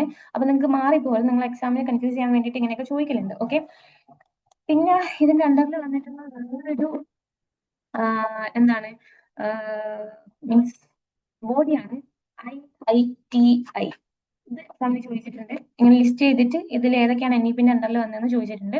അത് Indian institute of translation and interpretation ആണ്. അതെന്തിനാ കൊണ്ടുവന്നാൽ ലൈക് ട്രാൻസ്ലേഷൻ സ്റ്റഡീസിനെ പറ്റി പഠിക്കാൻ വേണ്ടിയിട്ടാണ്. പിന്നെ അതിന് മുൻപ് പറഞ്ഞ നാഷണൽ ഇൻസ്റ്റിറ്റ്യൂട്ട് ഓഫ് പാലി ഭാഷ ആൻഡ് പ്രകൃതി, പ്രാകൃത് ലൈക് എക്സാമിനൊന്നും ചോദിച്ച് കണ്ടിട്ടില്ല. അപ്പൊ ഈ 2 ഇൻസ്റ്റിറ്റ്യൂഷന് സെറ്റപ്പ് ചെയ്യും എന്നാണ് പറഞ്ഞിട്ടുള്ളത് NEP പ്രകാരം. അപ്പോ അടുത്തൊരു ക്വസ്റ്റ്യൻ ആണ്. അപ്പോ നിങ്ങൾക്ക് ഇത് ആൻസർ ചെയ്യാൻ പറ്റൂലേ? 5+3+3+4 ആണ് കരിക്കുലർ സ്ട്രക്ചർ, നമ്മളൊക്കെ പഠിച്ചതാണ്. അടുത്ത ഇത് എന്റെ എക്സ്പ്ലനേഷൻ ഞാൻ കൊടുത്തിട്ടുണ്ട്. ഇനി അങ്ങോട്ട് പോകുന്ന സമയത്ത് ഞാൻ ആൻസർ കൊടുത്തിട്ടില്ല. ഇൻ കേസ് നിങ്ങൾ ലൈക് പഠിക്കുന്ന സമയത്ത് നിങ്ങൾ തന്നെ ആൻസർ കണ്ടെത്തുന്ന രീതിക്കാണ് ഞാൻ അങ്ങോട്ട് കൊടുത്തിട്ടുള്ളത്. പിന്നെ ABCന്റെ ഫുൾ ഫോം ആണ് അത് ചോദിച്ചിട്ടുള്ളത്. ഇത് പ്രീവിയസ് ഇയർ ക്വസ്റ്റ്യൻ ആണ്. എന്റെ അക്കാഡമിക് ബാങ്ക് ഓഫ് ക്രെഡിറ്റ് എന്നാണ് ലൈക് ഇതിന്റെ ഫുൾ ഫോം എന്ന് പറയുന്നത്. അപ്പൊ നിങ്ങൾ അത് മറക്കരുത്. പിന്നെ ഇത് ഞാൻ നേരത്തെ പഠിച്ചതാണ്. ബൈ ഏത് ഇയർ ആണ് 4 year integrated BEd degree compulsory ആക്കുന്നത്, അല്ലെങ്കിൽ മിനിമം ഡിഗ്രി ക്വാളിഫിക്കേഷൻ ആക്കി മാറ്റുന്നത് ഫോർ ടീച്ചിങ് എന്ന് വെച്ചാൽ 2030 ആണ് അതിന്റെ ആൻസർ. ആക്ച്വലി നിങ്ങളെ കൊണ്ട് ഇത് എനിക്ക് ചെയ്യിപ്പിക്കണം എന്നുണ്ട്. 4 പേര് ജോയിൻ ചെയ്തിട്ടുണ്ടെങ്കിലും നിങ്ങളെ കൊണ്ട് ഇത് ചെയ്യിപ്പിക്കണം എന്നുണ്ട്. പക്ഷെ ടൈം ഇല്ല. ഒരു മിനിറ്റ്. ഓക്കെ, പിന്നെ അടുത്ത പോയിന്റ് നമ്മൾ which organisation has is proposed to be the sole regulator for higher education excluding medical and legal education. National Higher Education Regulatory Council ആണ് ഇതിനകത്ത് പറയുന്നത്. is proposed as a single regulatory body for higher education excluding medical and legal education. പിന്നെ okay, gross enrolment റേഷ്യോന്റെ question ഞാൻ പല തവണ പറഞ്ഞതാണ്. ഇതിനകത്ത് കൊടുത്തിട്ടുണ്ട് 50% ആക്കണം എന്തില് ഹയർ എഡ്യൂക്കേഷനിലെ ഗ്രോസ് എൻറോൾമെന്റ് റേഷ്യോ. അത് നോക്കാം. പിന്നെ പാരക്കിന്റെ ഫുൾ ഫോം അത് എക്സാമിന് ചോദിച്ചിട്ടുള്ളതാണ്, അത് നോക്കാം. പിന്നെ NEP പ്രകാരം എന്തൊക്കെ കൗൺസിലാണ് എന്ത് എസ്റ്റാബ്ലിഷ് ചെയ്യേണ്ടത് എന്നുള്ളത് ഇതിനകത്ത് കൊടുത്തിട്ടുണ്ട്. അപ്പൊ ഇതിന്റെ ആൻസർ എന്തൊക്കെയാണ്? NRF പറഞ്ഞിട്ടുണ്ട്. ഓക്കെ, NRF ആണ് പറഞ്ഞിട്ടുള്ളത്. അപ്പൊ നിങ്ങൾ എന്തായാലും അത് ഓർത്ത് വെക്കുക. നാഷണൽ റിസർച്ച് ഫൗണ്ടേഷൻ ക്വസ്റ്റ്യൻ വന്നിട്ടുണ്ടെന്ന് പറഞ്ഞാൽ ഞാൻ അതാണ്, സോ മറക്കരുത്. പിന്നെ അടുത്തെന്ന് പറഞ്ഞാല് according to NEP 2020 all funding agencies of research in the country will merge into a single entity, National Research Foundation. അപ്പം ഇതിന്റെ ആൻസർ ഓക്കെ, സ്റ്റേറ്റ്മെന്റ് 1 അതാണ്. സ്റ്റേറ്റ്മെന്റ് 2 എന്ന് പറഞ്ഞാൽ the main objective of NRF is to catalyse quality research in our country. അപ്പം statement 1 എന്താണ്? എല്ലാ ഫണ്ടിങ്ങും NRF-ലോട്ടാവും എന്നാ പറഞ്ഞേക്കുന്നത്. രണ്ടാമത്തെന്ന് പറഞ്ഞാല് ക്വാളിറ്റി റിസർച്ച് കാറ്റലൈസ് ചെയ്യുക, പ്രൊമോട്ട് ചെയ്യുക എന്നുള്ളതാണ്. ഇതിനകത്ത് ഫസ്റ്റ് സ്റ്റേറ്റ്മെന്റ് തെറ്റാണ്. അങ്ങനെ എല്ലാ ഫണ്ടിങ്ങും NRF-ലോട്ട് വരത്തില്ല. സെക്കൻഡ് സ്റ്റേറ്റ്മെന്റ് ശരിയാണ്. ക്വാളിറ്റി റിസർച്ച് പ്രൊമോട്ട് ചെയ്യാൻ വേണ്ടിയിട്ടാണ് NRF കൊണ്ട് ഉദ്ദേശിക്കുന്നത്. സോ 9ാമത്തെ ക്വസ്റ്റ്യൻ എന്ന് പറഞ്ഞാല് NEP 2020 proposes to establish NEPF. What are the stipulated functions of this body? അപ്പൊ ഈ NEPF എന്ന് പറഞ്ഞാൽ നാഷണൽ എഡ്യൂക്കേഷണൽ ടെക്നോളജിക്കൽ ഫോറം ആണ്. ഇത് ഞാൻ പറഞ്ഞ പോലെ ടെക്നോളജി അല്ലെങ്കിൽ AI ഇതിനെയൊക്കെ നമ്മുടെ എഡ്യൂക്കേഷൻ സിസ്റ്റത്തിൽ അല്ലെങ്കിൽ ടീച്ചിങ് ഇംപ്രൂവ് ആക്കാൻ വേണ്ടിയിട്ട് എങ്ങനെ യൂസ് ചെയ്യാം എന്നുള്ളതാണ് ഈ ക്വസ്റ്റ്യൻ കൊണ്ട് ഉദ്ദേശിക്കുന്നത്. അതിനകത്ത് അവർ ഒരു കൊടുത്തിട്ടുണ്ട്. അത് ആക്ച്വലി എന്താ കമ്പൈൻ ചെയ്തുള്ള ക്വസ്റ്റ്യൻ ആണ്. ഈ ഓപ്ഷൻസ് കമ്പൈൻ ചെയ്തുള്ള ആൻസർ ആണ് വരുന്നത്. അതായത് ABCD ലൈക്ക് BC ഓൺലി അങ്ങനെ. പക്ഷെ നിങ്ങൾക്ക് ഏതെങ്കിലും ഒന്നറിയാമെങ്കിലും ചില സമയത്ത് എഴുതാൻ പറ്റത്തില്ല. അതുകൊണ്ട് നിങ്ങൾ മാക്സിമം ഇൻഡെപ്തിൽ പഠിക്കാൻ നോക്കാം. അപ്പൊ ഇതിനകത്ത് പറയുന്നത് എന്ന് പറഞ്ഞാൽ ഇതിന്റെ ആൻസർ എന്ന് പറഞ്ഞാൽ articulate new directions for research and innovations in technology. പിന്നെ build intellectual and institutional capacities in educational technology. So provide a platform for free exchange of ideas on use of technology to understand and learning. അപ്പോൾ ഇത് ആണ് വരുന്നത് ഈ ഒരു 3 option. അപ്പൊ എന്തായാലും നോക്കി വെക്കുക. പിന്നെ as per NEP 2020 the responsibility to develop adult education ആണ്, എഡ്യൂക്കേറ്റർ അല്ല, framework has been given to which one of the following organisation? അപ്പോൾ നിങ്ങൾക്ക് അറിയാമെങ്കിൽ കമന്റ് ചെയ്യുക, അറിയില്ലെങ്കിൽ ഞാൻ പറയാം. NCERT-ക്കാണ് ഇത് കൊടുത്തിട്ടുള്ളത്. അത് യെസ്റ്റർഡേ ഉള്ള ക്ലാസ്സിൽ പറഞ്ഞിട്ടുണ്ടായിരുന്നു. അഡൾട്ട് എഡ്യൂക്കേഷന് വേണ്ടിയിട്ടുള്ള ഫ്രെയിംവർക്ക് NEP പ്രകാരം ആര് ഡെവലപ്പ് ചെയ്യണം എന്നാണ് പറഞ്ഞിട്ടുള്ളത്? നമ്മുടെ NCERT ഡെവലപ്പ് ചെയ്യണം എന്നാണ് പറഞ്ഞിട്ടുള്ളത്. സോ ഈ ക്വസ്റ്റ്യൻ ആൻസർ ഇവിടെ തന്നെ കൊടുത്തിട്ടുണ്ട്, നിങ്ങൾക്ക് എന്തായാലും നോക്കാം. നമുക്ക് കുറച്ച് പോർഷൻസ് കവർ ചെയ്യാനുണ്ട്. പിന്നെ ഞാൻ പറഞ്ഞ പോലെ സാർത്ഥക് എന്താണെന്ന് ക്വസ്റ്റ്യൻ ചോദിച്ചിട്ടുണ്ട്. ഞാൻ ഈ ടോപ്പിക് കവർ ചെയ്യുന്ന സമയത്ത് പറഞ്ഞതാണ്. അത് NEP-ന്റെ ഒരു ഇംപ്ലിമെന്റേഷൻ പ്ലാൻ ആണ് സാർത്ഥക് എന്ന് പറയുന്നത്. അതിൽ നിങ്ങൾക്ക് കൺഫ്യൂസ് ചെയ്യാൻ വേണ്ടിയിട്ട് നിങ്ങൾക്ക് കുറച്ച് ഓപ്ഷൻസ് അവർ തന്നിട്ടുണ്ട്. ഫസ്റ്റ് ഓപ്ഷൻ എന്ന് പറഞ്ഞാല് Government of India's initiative to provide psychological support for students and teachers for mental health and emotional well-being. ഈ mental health and emotional wellbeing ഇതാക്കാൻ വേണ്ടിയിട്ട് പ്രൊവൈഡ് ചെയ്തിരിക്കുന്ന ഒരു പ്ലാറ്റ്ഫോമാണ് സാർത്ഥക് എന്ന് കൊടുത്തിട്ടുണ്ട്. പക്ഷെ അല്ല, അത് വേറൊരു സാധനമാണ്. അതിന്റെ പേരാണ് മനോദർപ്പൺ. അപ്പോ ആക്ച്വലി നിങ്ങൾ പഠിക്കുന്ന സമയത്ത് 4 ഓപ്ഷൻസ് ഉണ്ടാവും. ഈ 4 ഓപ്ഷൻസിൽ ഒരു ഓപ്ഷൻ ആയിരിക്കും answer. Like most of the എല്ലാ സമയത്തും means most of the time എന്തായിരിക്കും 4 ഓപ്ഷനിൽ ഒന്നായിരിക്കും ആൻസർ. പക്ഷെ ബാക്കി 3 ഓപ്ഷൻസിന് നിങ്ങൾ ക്വസ്റ്റ്യൻ കണ്ടുപിടിക്കുക. അങ്ങനെ പഠിച്ചാൽ നിങ്ങൾക്ക് കുറച്ചുകൂടെ യൂസ്ഫുൾ ആയിരിക്കും. ഇത് ഞാൻ ഉപയോഗിച്ചൊരു സ്ട്രാറ്റജിയാണ്. എനിക്ക് അത്യാവശ്യം നല്ലോണം വർക്ക് ആയിട്ടുണ്ട്. ഓക്കെ, അപ്പം യൂസ് ചെയ്യുക. പിന്നെ ഈ നിഷിത എന്ന് പറഞ്ഞാല് a training programme for teachers launch by the government of India.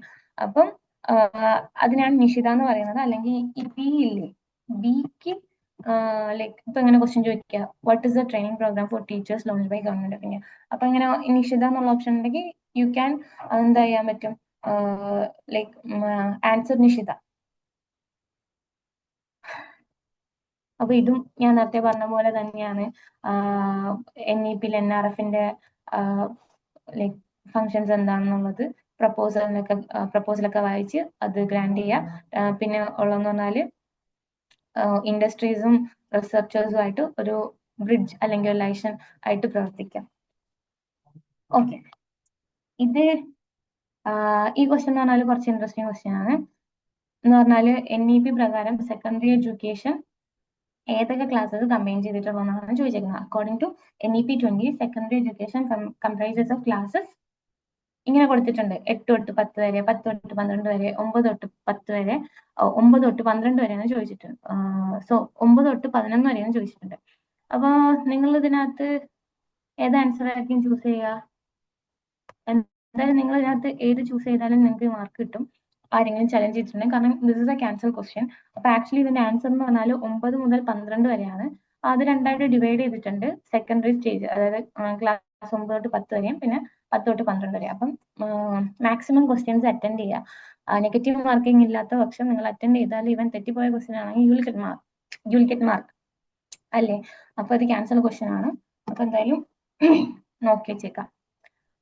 So the presence of which of the following points poses challenge for higher education system as per NEP 2020? ഇത് വായിക്കുന്ന സമയത്ത് തന്നെ എനിക്ക് മനസ്സിലാവും.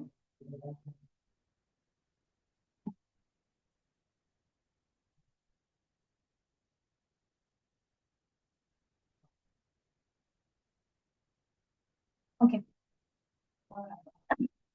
ചലഞ്ച് ആയിട്ട് എന്തൊക്കെയാണ് ഹയർ എഡ്യൂക്കേഷൻ സിസ്റ്റത്തിൽ ഉള്ളത്, NEP-യിൽ എന്തൊക്കെ ചലഞ്ചസ് ആണ് പറഞ്ഞിട്ടുള്ളത് എന്നാണ് ഈ ക്വസ്റ്റ്യൻ ഉദ്ദേശിക്കുന്നത്.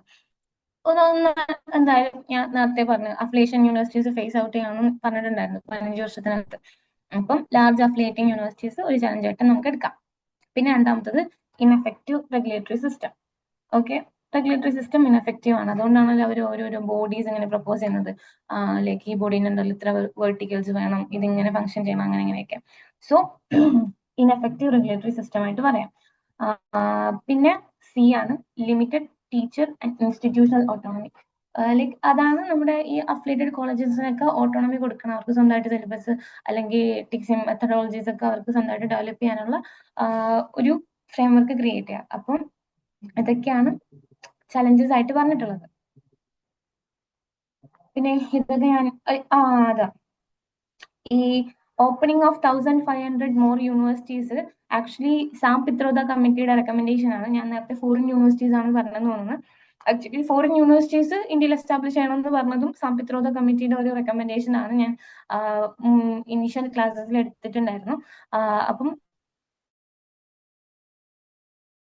എന്നുള്ള ഒരു കൊണ്ടുവന്ന സാം പിത്രോദ കമ്മിറ്റിയാണ്. ആക്ച്വലി ലൈക്ക് നിങ്ങൾ എന്ത് ചെയ്യുക, ഈ ഓപ്ഷൻസിന് ആൻസർ കണ്ടുപിടിക്കുക പറ്റുമെങ്കിൽ. അപ്പൊ നിങ്ങൾക്ക് ടൈം പെർമിറ്റ് ആണെങ്കിൽ അങ്ങനെ ചെയ്യാം.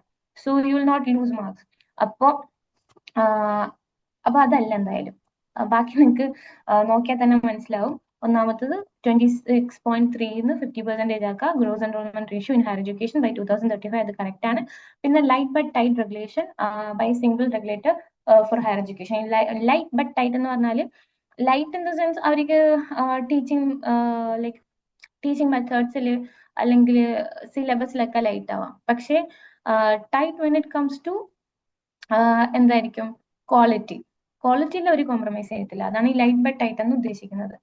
So according to NEP 20, the primary activities of NRF, ഇതും നിങ്ങൾക്ക് ഞാൻ ആൻസർ കൊടുത്തിട്ടുണ്ട്, നമ്മൾ നേരത്തെ പറഞ്ഞു പോയതാണ്. So you can read. പിന്നെ ഞാൻ നേരത്തെ പറഞ്ഞ പോലെ പ്രീവിയസ് ഇയറിൽ ക്വസ്റ്റ്യൻ ചോദിച്ചിട്ടുള്ളതാണ് ഏതൊക്കെ ബോഡീസ് ആണ്. അപ്പൊ നിങ്ങൾ ഈ ബോഡീസ് ഒക്കെ ഇങ്ങനെ പഠിച്ചു വെക്കുന്നത് നല്ലതായിരിക്കും. അതായത് SSA വന്നിട്ടുണ്ട്, പരക് വന്നിട്ടുണ്ട്, ITI വന്നിട്ടുണ്ട്, അതായത് ട്രാൻസ്ലേഷൻ സ്റ്റഡീസിന്റെ ഞാൻ എടുത്ത് പറഞ്ഞിട്ടുണ്ടായിരുന്നു. ഓക്കെ, പിന്നെ ഈ NTA-യും നീതിയും NEP പ്രപ്പോസ് ചെയ്തതല്ല. NTA ആക്ച്വലി 2017 മുതൽ തന്നെ എക്സിസ്റ്റ് ചെയ്തിട്ടുണ്ടായിരുന്നതാണ്. ഈ നീതി ആയോഗ് നമുക്കറിയാം നമ്മുടെ പ്ലാനിംഗ് കമ്മീഷൻ ആണ്. So be careful. പിന്നെ ഇത് നിങ്ങൾക്ക് വായിച്ചു നോക്കാവുന്നതാണ്. പിന്നെ അടുത്ത പറയാൻ പോകുന്നത് കുറച്ച് സിമ്പിൾ ടോപ്പിക് ആണ്. പക്ഷെ ഇതിനകത്തുനിന്നും ക്വസ്റ്റ്യൻ ചോദിച്ചിട്ടുണ്ട്. നമുക്ക് അരമണിക്കൂറുണ്ട്. എന്തായാലും അരമണിക്കൂർ എടുക്കത്തില്ല, അതിന് മുമ്പേ ക്ലാസ് തീരും. സോ ഓറിയൻ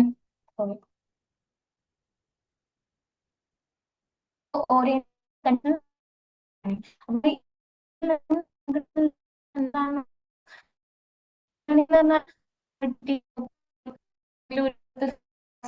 പഠിക്കുന്നത് നോൺ കൺവെൻഷണൽ ആണല്ലോ. നമ്മൾ ഡിസ്റ്റൻസ് എഡ്യൂക്കേഷൻ ഒക്കെ നോൺ കൺവെൻഷണൽ ലേണിംഗ് ആയിട്ട് പറയാൻ പറ്റും.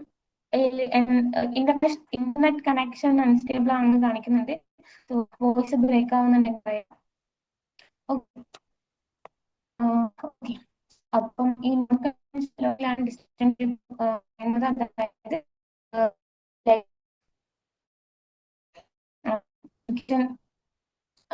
എന്ന രീതിയിൽ അല്ലെങ്കിൽ ഞങ്ങൾ ഇവിടെ നമ്മൾ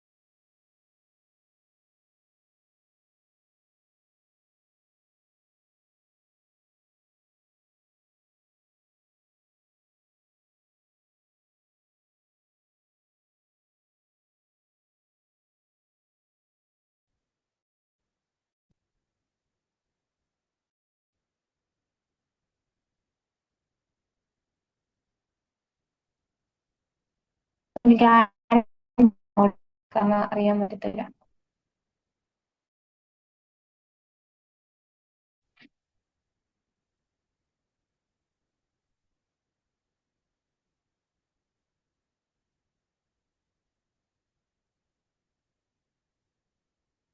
ഓഡിബിൾ ആണോ നിങ്ങള്? അല്ലെ, ഞാൻ ഓഡിബിൾ ആണോ? ഓഡിബിൾ ആണ്. Okay, thank you Anees. Sorry guys, ഇവിടെ കണക്ഷൻ അൺസ്റ്റേബിൾ ആണ്. ഈ ഒരു റൂമില് വൈഫൈ കിട്ടത്തില്ല, അപ്പൊ ഞാൻ അൺലിമിറ്റഡ് ചെയ്ത ക്ലാസ് എടുത്ത്. അപ്പൊ അതാ. Okay, so like non conventional learning എന്ന് പറഞ്ഞാല് എന്താ പറയാ, നമ്മള് ഇഗ്നോ ഒക്കെ പ്രൊവൈഡ് ചെയ്യുന്നത് നോൺ കൺവെൻഷണൽ ലേണിംഗ്, അതായത് distance education non conventional learning ആയിട്ട് നമുക്ക് പറയാൻ പറ്റും. അതായത് ലൈക് ലേണറിന്റെ മീൻസ് കൺവീനിയൻസിനനുസരിച്ച് പഠിക്കാൻ പറ്റും. That is known conventional learning. പിന്നെ നമ്മൾ ഓറിയന്റൽ ലേണിംഗ് എന്ന് പറഞ്ഞാല് നമ്മുടെ എന്താ പറയാ, ഈ ഓറിയന്റൽ ലേണിംഗ് എന്ന് പറഞ്ഞാൽ ഓൾഡ് കൾച്ചറിനെ പറ്റി. ഓറിയന്റ് എന്ന് പറഞ്ഞാൽ ഈസ്റ്റ് എന്നാണ് അർത്ഥം. ലൈക് ഓറിയന്റ് എന്ന് പറഞ്ഞാൽ ഈസ്റ്റ് എന്നാണ് അർത്ഥം. അപ്പം ഈ ഈസ്റ്റേൺ രാജ്യങ്ങളെ പറ്റി, ലൈക് രാജ്യങ്ങളുടെ കൾച്ചറിനെ പറ്റിയും നോളജിനെ പറ്റിയും പഠിക്കുന്നതാണ് ഓറിയന്റൽ ലേണിംഗ് എന്ന് പറഞ്ഞാൽ. അത് എസ്പെഷ്യലി ഓറിയന്റൽ ലേണിംഗ് കൊണ്ട് ഉദ്ദേശിക്കുന്നത് ഈസ്റ്റ് ഏഷ്യ ആണ്. അതായത് നമ്മുടെ ചൈന, ഇന്ത്യ ഇങ്ങനെയുള്ള രാജ്യങ്ങളുടെ പുരാതന ലൈക് മാനുസ്ക്രിപ്റ്റ്സ്, ബുക്സ്, ടെക്സ്റ്റ് ഇതൊക്കെ പഠിക്കുന്നതാണ് ഓറിയന്റൽ ലേണിംഗ് കൊണ്ട് ഉദ്ദേശിക്കുന്നത്. സോ കാരണം ഈ ഓറിയന്റൽ ലേണിംഗിന്റെ ഇമ്പോർട്ടൻസ് എന്ന് പറഞ്ഞാല് അവർക്ക് എന്ത് ചെയ്യാൻ പറ്റും, ഈ നോളജ് കാലഹരണപ്പെട്ടു പോവാതെ പ്രിസർവ് ചെയ്ത് വെക്കാൻ പറ്റും. അതിനാണ് ഈ ഓറിയന്റൽ ലേണിംഗ് കൊണ്ടുള്ള ഏറ്റവും പ്രധാനപ്പെട്ട ഉപയോഗം എന്ന് പറഞ്ഞാല്. ഇതൊന്നും അധികം ക്വസ്റ്റ്യൻ ചോദിച്ചിട്ടില്ല, പക്ഷേ വാല്യൂ എഡ്യൂക്കേഷൻ എന്ന് ക്വസ്റ്റ്യൻ ചോദിച്ചിട്ടുണ്ട്. നമുക്ക് എന്തായാലും തീർക്കാൻ നോക്കാം. So the study of ancient and traditional education is called or was called Oriental learning by European and Britishers. അപ്പം ഈ ഏൻഷ്യന്റ് ട്രഡീഷണൽ എഡ്യൂക്കേഷനെ പറ്റി പഠിക്കുന്നതിനെയാണ് നമ്മൾ എന്തെന്ന് പറയുന്നത്, ഓറിയന്റൽ ലേണിംഗ് എന്ന് പറയുന്നത്. പിന്നെ അത് ഫോക്കസ് ചെയ്യുന്ന പ്രധാനപ്പെട്ട ഏരിയ എന്ന് പറഞ്ഞാൽ history, language, religion, literature, art and science. അപ്പം ഈ ഒരു ഇത്രയും പറഞ്ഞ ലിസ്റ്റ് ഔട്ട് ചെയ്ത് പറഞ്ഞ കാര്യങ്ങളാണ് നമ്മുടെ ഓറിയന്റൽ ലേണിംഗിൽ പ്രധാനമായിട്ടും ഫോക്കസ് ചെയ്ത് പഠിക്കുന്നത്. അതായത് നമ്മുടെ ഒരു സമയത്ത് നമുക്ക് ഗുരുകുല സമ്പ്രദായം, പരിഷത്ത്, ലൈക്ക് അങ്ങനെ സമ്മേളനം അതൊക്കെയായിരുന്നു ഉണ്ടായിരുന്നത്. അത് കഴിഞ്ഞിട്ട് ലൈക്ക് അന്ന് പഠിപ്പിച്ച സാധനങ്ങളൊക്കെ കാലഹരണപ്പെട്ടു പോകാതിരിക്കാൻ വേണ്ടിയിട്ടാണ് ഈ എന്താ യൂറോപ്യൻസും ബ്രിട്ടീഷേഴ്സും ഈ ഓറിയന്റൽ ലേണിങ്ങിനെ പ്രൊമോട്ട് ചെയ്തത്. കാരണം എന്ന് വെച്ചാല് ഈ ബ്രിട്ടീഷുകാർക്ക് വേറെ ഇന്റൻഷൻ ഉണ്ടായിരുന്നെന്ന് പറഞ്ഞാല് അവർക്ക് അഡ്മിനിസ്ട്രേഷനിൽ ഇതൊക്കെ പഠിച്ചാൽ മാത്രമേ, ഇപ്പം മനുസ്മൃതി ഉണ്ടല്ലോ, ആ സമയത്ത് ഹിന്ദു ലോസ് ക്രിയേറ്റ് ചെയ്യാൻ വേണ്ടിയിട്ട് ബ്രിട്ടീഷേഴ്സ് യൂസ് ചെയ്തിരുന്ന മനുസ്മൃതിയാണ്. ഓക്കെ, അപ്പൊ അതിനെ പറ്റിയൊക്കെ പഠിക്കുന്നത് അവർക്ക് അഡ്മിനിസ്ട്രേഷനിൽ കുറച്ചുകൂടി എക്സൽ ചെയ്യാൻ കുറച്ചുകൂടി എന്തായിരുന്നു ആവശ്യമായിരുന്നു. സോ അടുത്ത നമ്മൾ പറയാൻ പോകുന്നത് ഇൻഡോളജി ആണ്. ഇൻഡോളജി ജസ്റ്റ് അറിഞ്ഞിരുന്നാൽ മതി. ഇൻഡോളജി എന്താണെന്ന് പറഞ്ഞാല് it is study of Indian literature, Indian culture, tradition and text. It is part of oriental learning and mainly includes ancient Indian languages like Sanskrit and Prakrit. ഈ സംസ്കൃതത്തെ പറ്റിയും പ്രാകൃതത്തിനെ പറ്റിയും പ്രധാനമായിട്ടും പറയുന്നത് ഇൻഡോളജിയിലാണ്. Okay, ഒരു minute.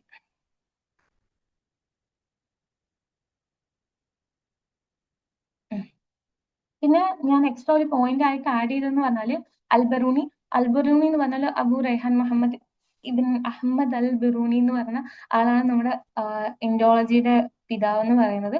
Just extra point ആണ്, എന്തായാലും question എക്സാമിന് ചോദിക്കൂല, നിങ്ങൾ പേടിക്കണ്ട.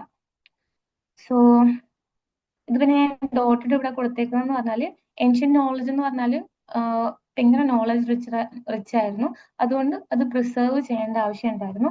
അതിനു വേണ്ടിയിട്ട് വെസ്റ്റേൺ സ്കോളേഴ്സ് എടുത്ത ഇനിഷ്യേറ്റീവ് ആണ് ഇൻഡോളജി അല്ലെങ്കിൽ ഓറിയന്റൽ ലേണിംഗ് എന്ന് പറയുന്നത്. പിന്നെ ഇതിന് വേണ്ടിയിട്ട് ഇതൊക്കെ പഠിക്കാൻ വേണ്ടിയിട്ട് സ്പെഷ്യൽ ഇൻസ്റ്റിറ്റ്യൂട്ട്സ് ഒക്കെ അവർ ക്രിയേറ്റ് ചെയ്തു. ഈ list of institutes is very important. കാരണം ഇത് അത് അടുത്ത സ്ലൈഡിലും ഈ list of oriental learning provide ചെയ്യുന്ന ഇൻസ്റ്റിറ്റ്യൂട്ട് അത് എക്സാമിന് ചോദിച്ചിട്ടുണ്ട്. അപ്പോ ഈ ഓറിയന്റൽ ലേണിംഗ് എക്സാമ്പിൾ ആയിട്ട് ഞാൻ ഇന്ന് കുറച്ച് കൊടുത്തിട്ടുണ്ടെന്ന് പറഞ്ഞാല് അർത്ഥശാസ്ത്രം നമ്മള് ലൈക്ക് കൗടില്യന്റെ അർത്ഥശാസ്ത്ര അത് ഓറിയന്റൽ ലേണിംഗിൽ എങ്ങനെയാ വന്നതെന്നാ പറയാൻ പോകുന്നത്. അതായത് ആർ രാമശാസ്ത്രി എന്ന് പറയുന്ന ഒരു പുള്ളി ഇത് കണ്ടുപിടിച്ചു. അർത്ഥശാസ്ത്ര ടെക്സ്റ്റ് കണ്ടുപിടിച്ചു. കൗടില്യൻ എഴുതിയതാണ് അർത്ഥശാസ്ത്രം, നമ്മൾ പഠിച്ചിട്ടുള്ളതാണ്. അദ്ദേഹം എന്ത് ചെയ്തു, ഇത് എഡിറ്റ് ചെയ്തു, പബ്ലിഷ് ചെയ്തു, ട്രാൻസ്ലേറ്റ് ചെയ്തു.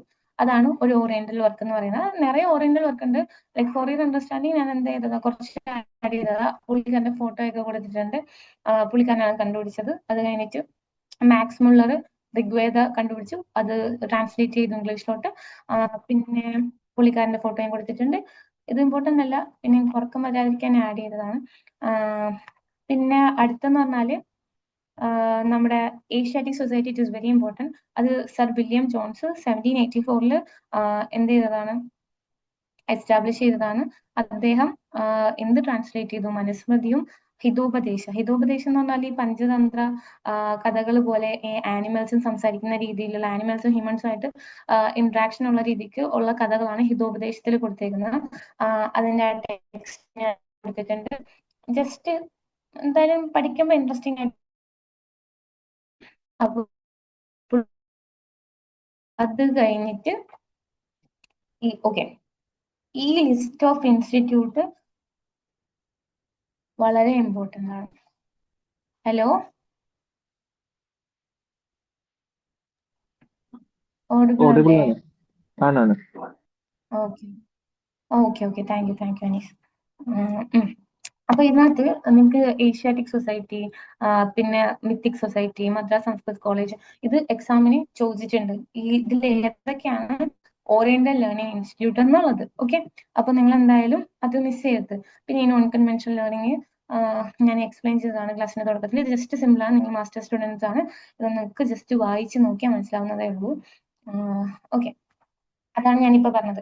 Choose the oriental learning institutes in India from the following. അപ്പൊ ഇതിനകത്ത് ഏതൊക്കെയാ വരുന്നത്, ഏഷ്യാറ്റിക് സൊസൈറ്റി, മിത്തിക് സൊസൈറ്റി, പിന്നെ മദ്രാസ് സംസ്കൃത് കോളേജ്. അപ്പോ എങ്ങനെ വേണോ ക്വസ്റ്റ്യൻ ചോദിക്കാം. മാക്സിമം ഞാൻ എന്ത് ചെയ്തിട്ടുണ്ട്, ആഡ് ചെയ്തിട്ടുണ്ട്. ജസ്റ്റ് ഒരു തവണയെങ്കിലും വായിച്ചു പോവുക, അല്ലെങ്കിൽ ജസ്റ്റ് റിലേറ്റ് ചെയ്ത് പഠിക്കുക. ഓക്കെ, സംസ്കൃതം, പ്രാകൃതം, അതൊക്കെ എന്താണ്, അതൊക്കെയാണ് ഇവരുടെ പ്രധാനപ്പെട്ട എയിമായിട്ട് പഠിക്കുന്നത്. അപ്പം അതൊക്കെ ലിങ്ക് ചെയ്ത് പഠിക്കുക. ഓക്കെ, എന്താ സംസ്കൃത സാഹിത്യ പരിഷത്ത്, സംസ്കൃത അക്കാദമി. അപ്പം ആ ടേമിൽ ഇങ്ങനെയൊക്കെ ഉണ്ടെങ്കിൽ അതൊക്കെ ജസ്റ്റ് നോട്ട് ചെയ്ത് ലിങ്ക് ചെയ്തൊക്കെ പഠിക്കാം. പിന്നെ ഇത് ഇമ്പോർട്ടൻ്റ് ആണ് ഇൻ ദ സെൻസ്, അതായത് നോൺ കൺവെൻഷണൽ ലേണിംഗ് കൊടുക്കുന്ന ഇൻസ്റ്റിറ്റ്യൂട്ട്. നമുക്ക് distance education non conventional education ആയിട്ട് പറയാമെങ്കിലും ലൈക്ക് നമ്മുടെ ഒരു എന്താ പറയാ, സാധാരണ ആൾക്കാർ പഠിക്കാത്ത കുറച്ച് കാര്യങ്ങളില്ലേ, മീൻസ് ഇൻട്രസ്റ്റ് ഉണ്ടാവാത്ത ഏരിയസ്. അപ്പം അതിനെ നമുക്ക് നോൺ കൺവെൻഷണൽ ലേണിംഗ് എന്ന് പറയാം. അപ്പൊ ഇൻസ്റ്റിറ്റ്യൂട്ട്സിന് ചോദിച്ചിട്ടില്ല, പക്ഷേ ആക്ച്വലി നിങ്ങൾക്ക് കുറച്ച് ലിസ്റ്റ് ഓഫ് ഇൻസ്റ്റിറ്റ്യൂട്ട്സ് തന്നിട്ട് ഇത് ഏത് സ്ഥലത്താണുള്ളത് എന്നുള്ളത് അവർ ചോദിക്കുന്നുണ്ട്. അതുകൊണ്ട് ഇതിനകത്ത് എന്ത് ചെയ്തിട്ടുണ്ട്, ഞാൻ എൻ്റെ ലൈക്ക് കോപ്പി പേസ്റ്റ് ചെയ്യുന്ന സമയത്ത് ഓരോരോ സ്ഥലങ്ങളും കൊടുത്തിട്ടുണ്ട്. അപ്പൊ നിങ്ങൾ എന്തായാലും ഇത് ഏതിനൊക്കെയാണ് ഫേമസ് എന്നുള്ളത് ലൈക്ക് നോക്കാം. ഇൻ കേസ് നിങ്ങൾക്ക് ഇതിലൊക്കെ ഇൻട്രസ്റ്റ് ഉണ്ട്, ഇതൊക്കെ പഠിക്കാൻ താല്പര്യം ഉണ്ടെങ്കിൽ അതിന്റെ വെബ്സൈറ്റ് കയറി നോക്കാം, യൂസ്ഫുൾ ആകും. ലൈക്ക് ഇൻട്രസ്റ്റിംഗ് ആയിട്ടുള്ള പ്രോഗ്രാം ഒക്കെ കൊടുത്തിട്ടുണ്ട്, like gardening programme, carpet technology, ethical hacking. നോക്കാം, സൈറ്റ് ഇൻട്രസ്റ്റിംഗ് ആയിട്ട് നോക്കും, കാണാൻ പറ്റും. ഈ വാല്യൂ കുറച്ച് ക്വസ്റ്റ്യൻസ് ലാസ്റ്റ്. അപ്പം അന്ന് വാല്യൂ എഡ്യൂക്കേഷൻ എന്ന് പറഞ്ഞാൽ ഞാൻ സിമ്പിൾ ആയി ഇവിടെ കൊടുത്തിട്ടുണ്ട്. എന്താ പറയുന്നത്, നമ്മളെ ഓണസ്റ്റി, കൈൻഡ്നസ്, റെസ്പെക്ട്, റെസ്പോൺസിബിലിറ്റി, കുറച്ച് വാല്യൂസ്, ഇതുപോലത്തെ വാല്യൂസ് ഇമ്പാർട്ട് ചെയ്യുന്ന രീതിക്കുള്ള എഡ്യൂക്കേഷൻ ആണ് വാല്യൂ എഡ്യൂക്കേഷൻ എന്ന് പറയുന്നത്. അപ്പോ ഇംപ്ലിസിറ്റ് വാല്യൂ എഡ്യൂക്കേഷൻ ഉണ്ട്, എക്സ്പ്ലിസിറ്റ് വാല്യൂ എഡ്യൂക്കേഷൻ. ഈ വാല്യൂ എഡ്യൂക്കേഷൻ പറഞ്ഞാല് ഓക്കെ, ഫോർ എക്സാമ്പിൾ ഞാൻ പറയുകയാണെങ്കിൽ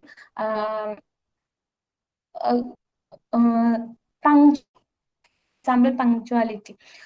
പങ്ക്ച്വാലിറ്റി എന്ന് പറയുന്നത് ക്ലാസ്സിൽ ഇതൊരു വാല്യൂ. പങ്ക്ച്വാലിറ്റി എന്ന് പറഞ്ഞാൽ ആക്ച്വലി ഒരു വാല്യൂ ആണ്. ഇത് കുട്ടി എങ്ങനെ പഠിക്കുന്നതെന്ന് പറഞ്ഞാല്, സപ്പോസ് ടീച്ചർ ക്ലാസ് സമയത്ത് വരുന്നുണ്ട്, അപ്പൊ കുട്ടി എന്താ ഓക്കെ ടീച്ചർ കറക്റ്റ് സമയത്ത് വരുന്നുണ്ട്, അപ്പൊ കുട്ടി എന്താ പഠിക്കുക, പങ്ക്ച്വാലിറ്റി പഠിക്കും. ഇൻഡയറക്റ്റ് ആയിട്ട് അല്ലെങ്കിൽ ഇംപ്ലിസിറ്റ് ആയിട്ട് കുട്ടി എന്ത് പഠിക്കും, പങ്ക്ച്വാലിറ്റി മെയിൻറ്റെയിൻ ചെയ്യണമെന്ന് പഠിക്കും. അല്ലെങ്കിൽ ടീച്ചറിന് തോന്നിയ സമയത്ത് വന്നാൽ ശരിയാകത്തില്ലല്ലോ. So it is value influencing learning which can be related to the concept of hidden curriculum. അതായത് എഡ്യൂക്കേഷൻ എന്ന് പറഞ്ഞാല് ഈ ഹിഡൻ കരിക്കുലം എന്ന് ഉദ്ദേശിക്കുന്നത് ഇതൊക്കെ തന്നെയാണ്. അതായത് കുട്ടിക്ക് ഡയറക്റ്റ് എന്താ ഞാൻ കറക്റ്റ് സമയത്ത് വരണം ഇങ്ങനെ പറഞ്ഞു കൊടുക്കാതെ എന്താ മീൻസ് ആക്ഷൻ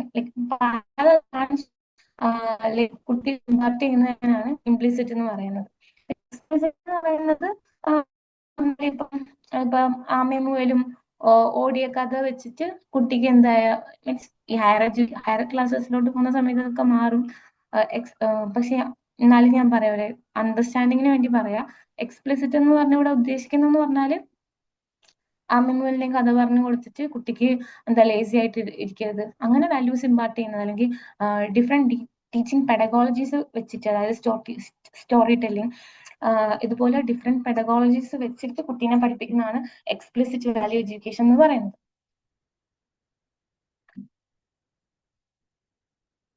Okay.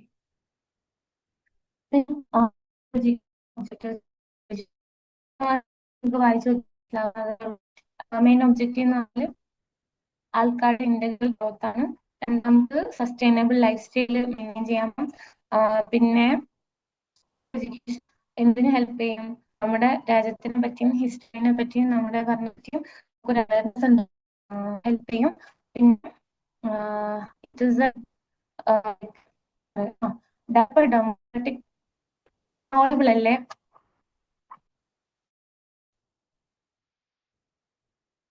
അതെ അതെ, ഓഡിയബിൾ ആണ്.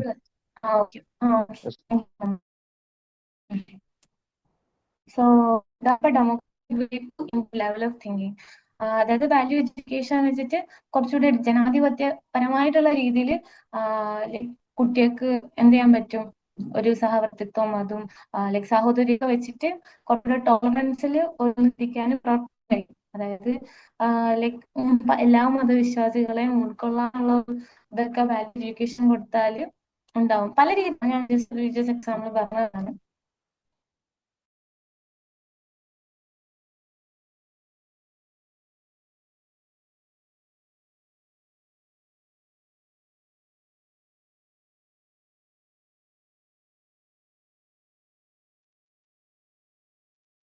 എന്തൊക്കെയാണ് വാല്യൂ എഡ്യൂക്കേഷൻ പ്രൊമോട്ട് ചെയ്യുന്നതെന്നാണ് ഇവിടെ ക്വസ്റ്റ്യൻ ചോദിച്ചിട്ടുള്ളത്. നമുക്ക് എന്താ പറയാ, സിറ്റിസൺഷിപ്പ് പറയാം,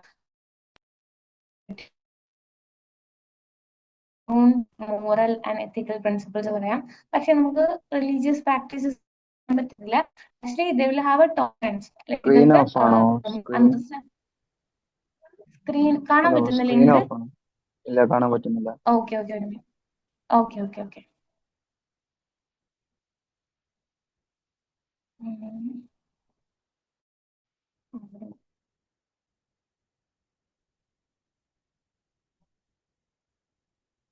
അപ്പൊ കാണാൻ പറ്റുന്നുണ്ടോ? ഓ യാ.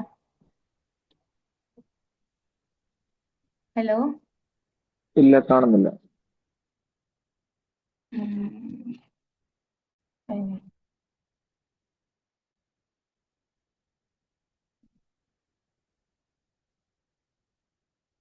ഇപ്പൊ കാണുന്നുണ്ടോ?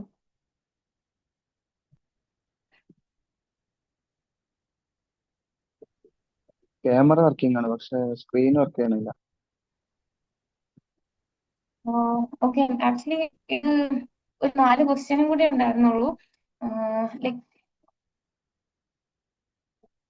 ഞാൻ മാക്സിമം നോക്കാം എന്തായാലും.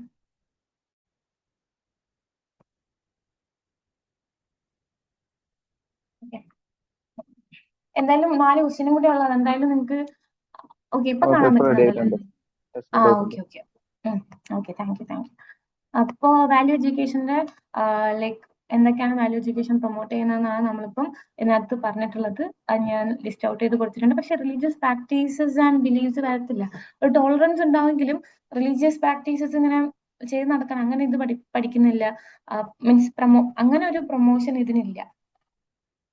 അടുത്തെന്ന് പറഞ്ഞാല് in order to develop students holistically a teacher should emphasis on എന്ന് പറഞ്ഞാല് ഹോളിസ്റ്റിക്കലി സ്റ്റുഡൻസിനെ ഡെവലപ്പ് ചെയ്യാൻ വേണ്ടിയിട്ട് ടീച്ചർ എന്തിന് ഫോക്കസ് ചെയ്യണം എന്നാണ് ക്വസ്റ്റ്യൻ ചോദിച്ചിട്ടുള്ളത്. ഇതൊക്കെ നമുക്ക് സിമ്പിൾ ആയിട്ട് കിട്ടാവുന്നതാണ്, പക്ഷെ നിങ്ങൾ തെറ്റിക്കരുത്. Outcome based education along with value education. Value education കണ്ടൊക്കെ അതൊന്ന് മാർക്ക് ചെയ്യാം.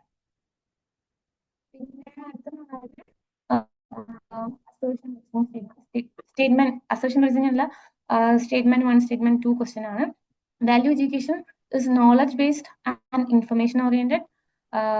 പിന്നെ രണ്ടാമത്തേന്ന് പറഞ്ഞാൽ value education is essential for holistic development of students.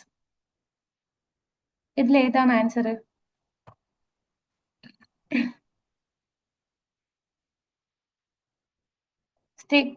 Statement 1 തെറ്റാണ്, സ്റ്റേറ്റ്മെന്റ് 2 ആണ് ശരി. ഓക്കെ,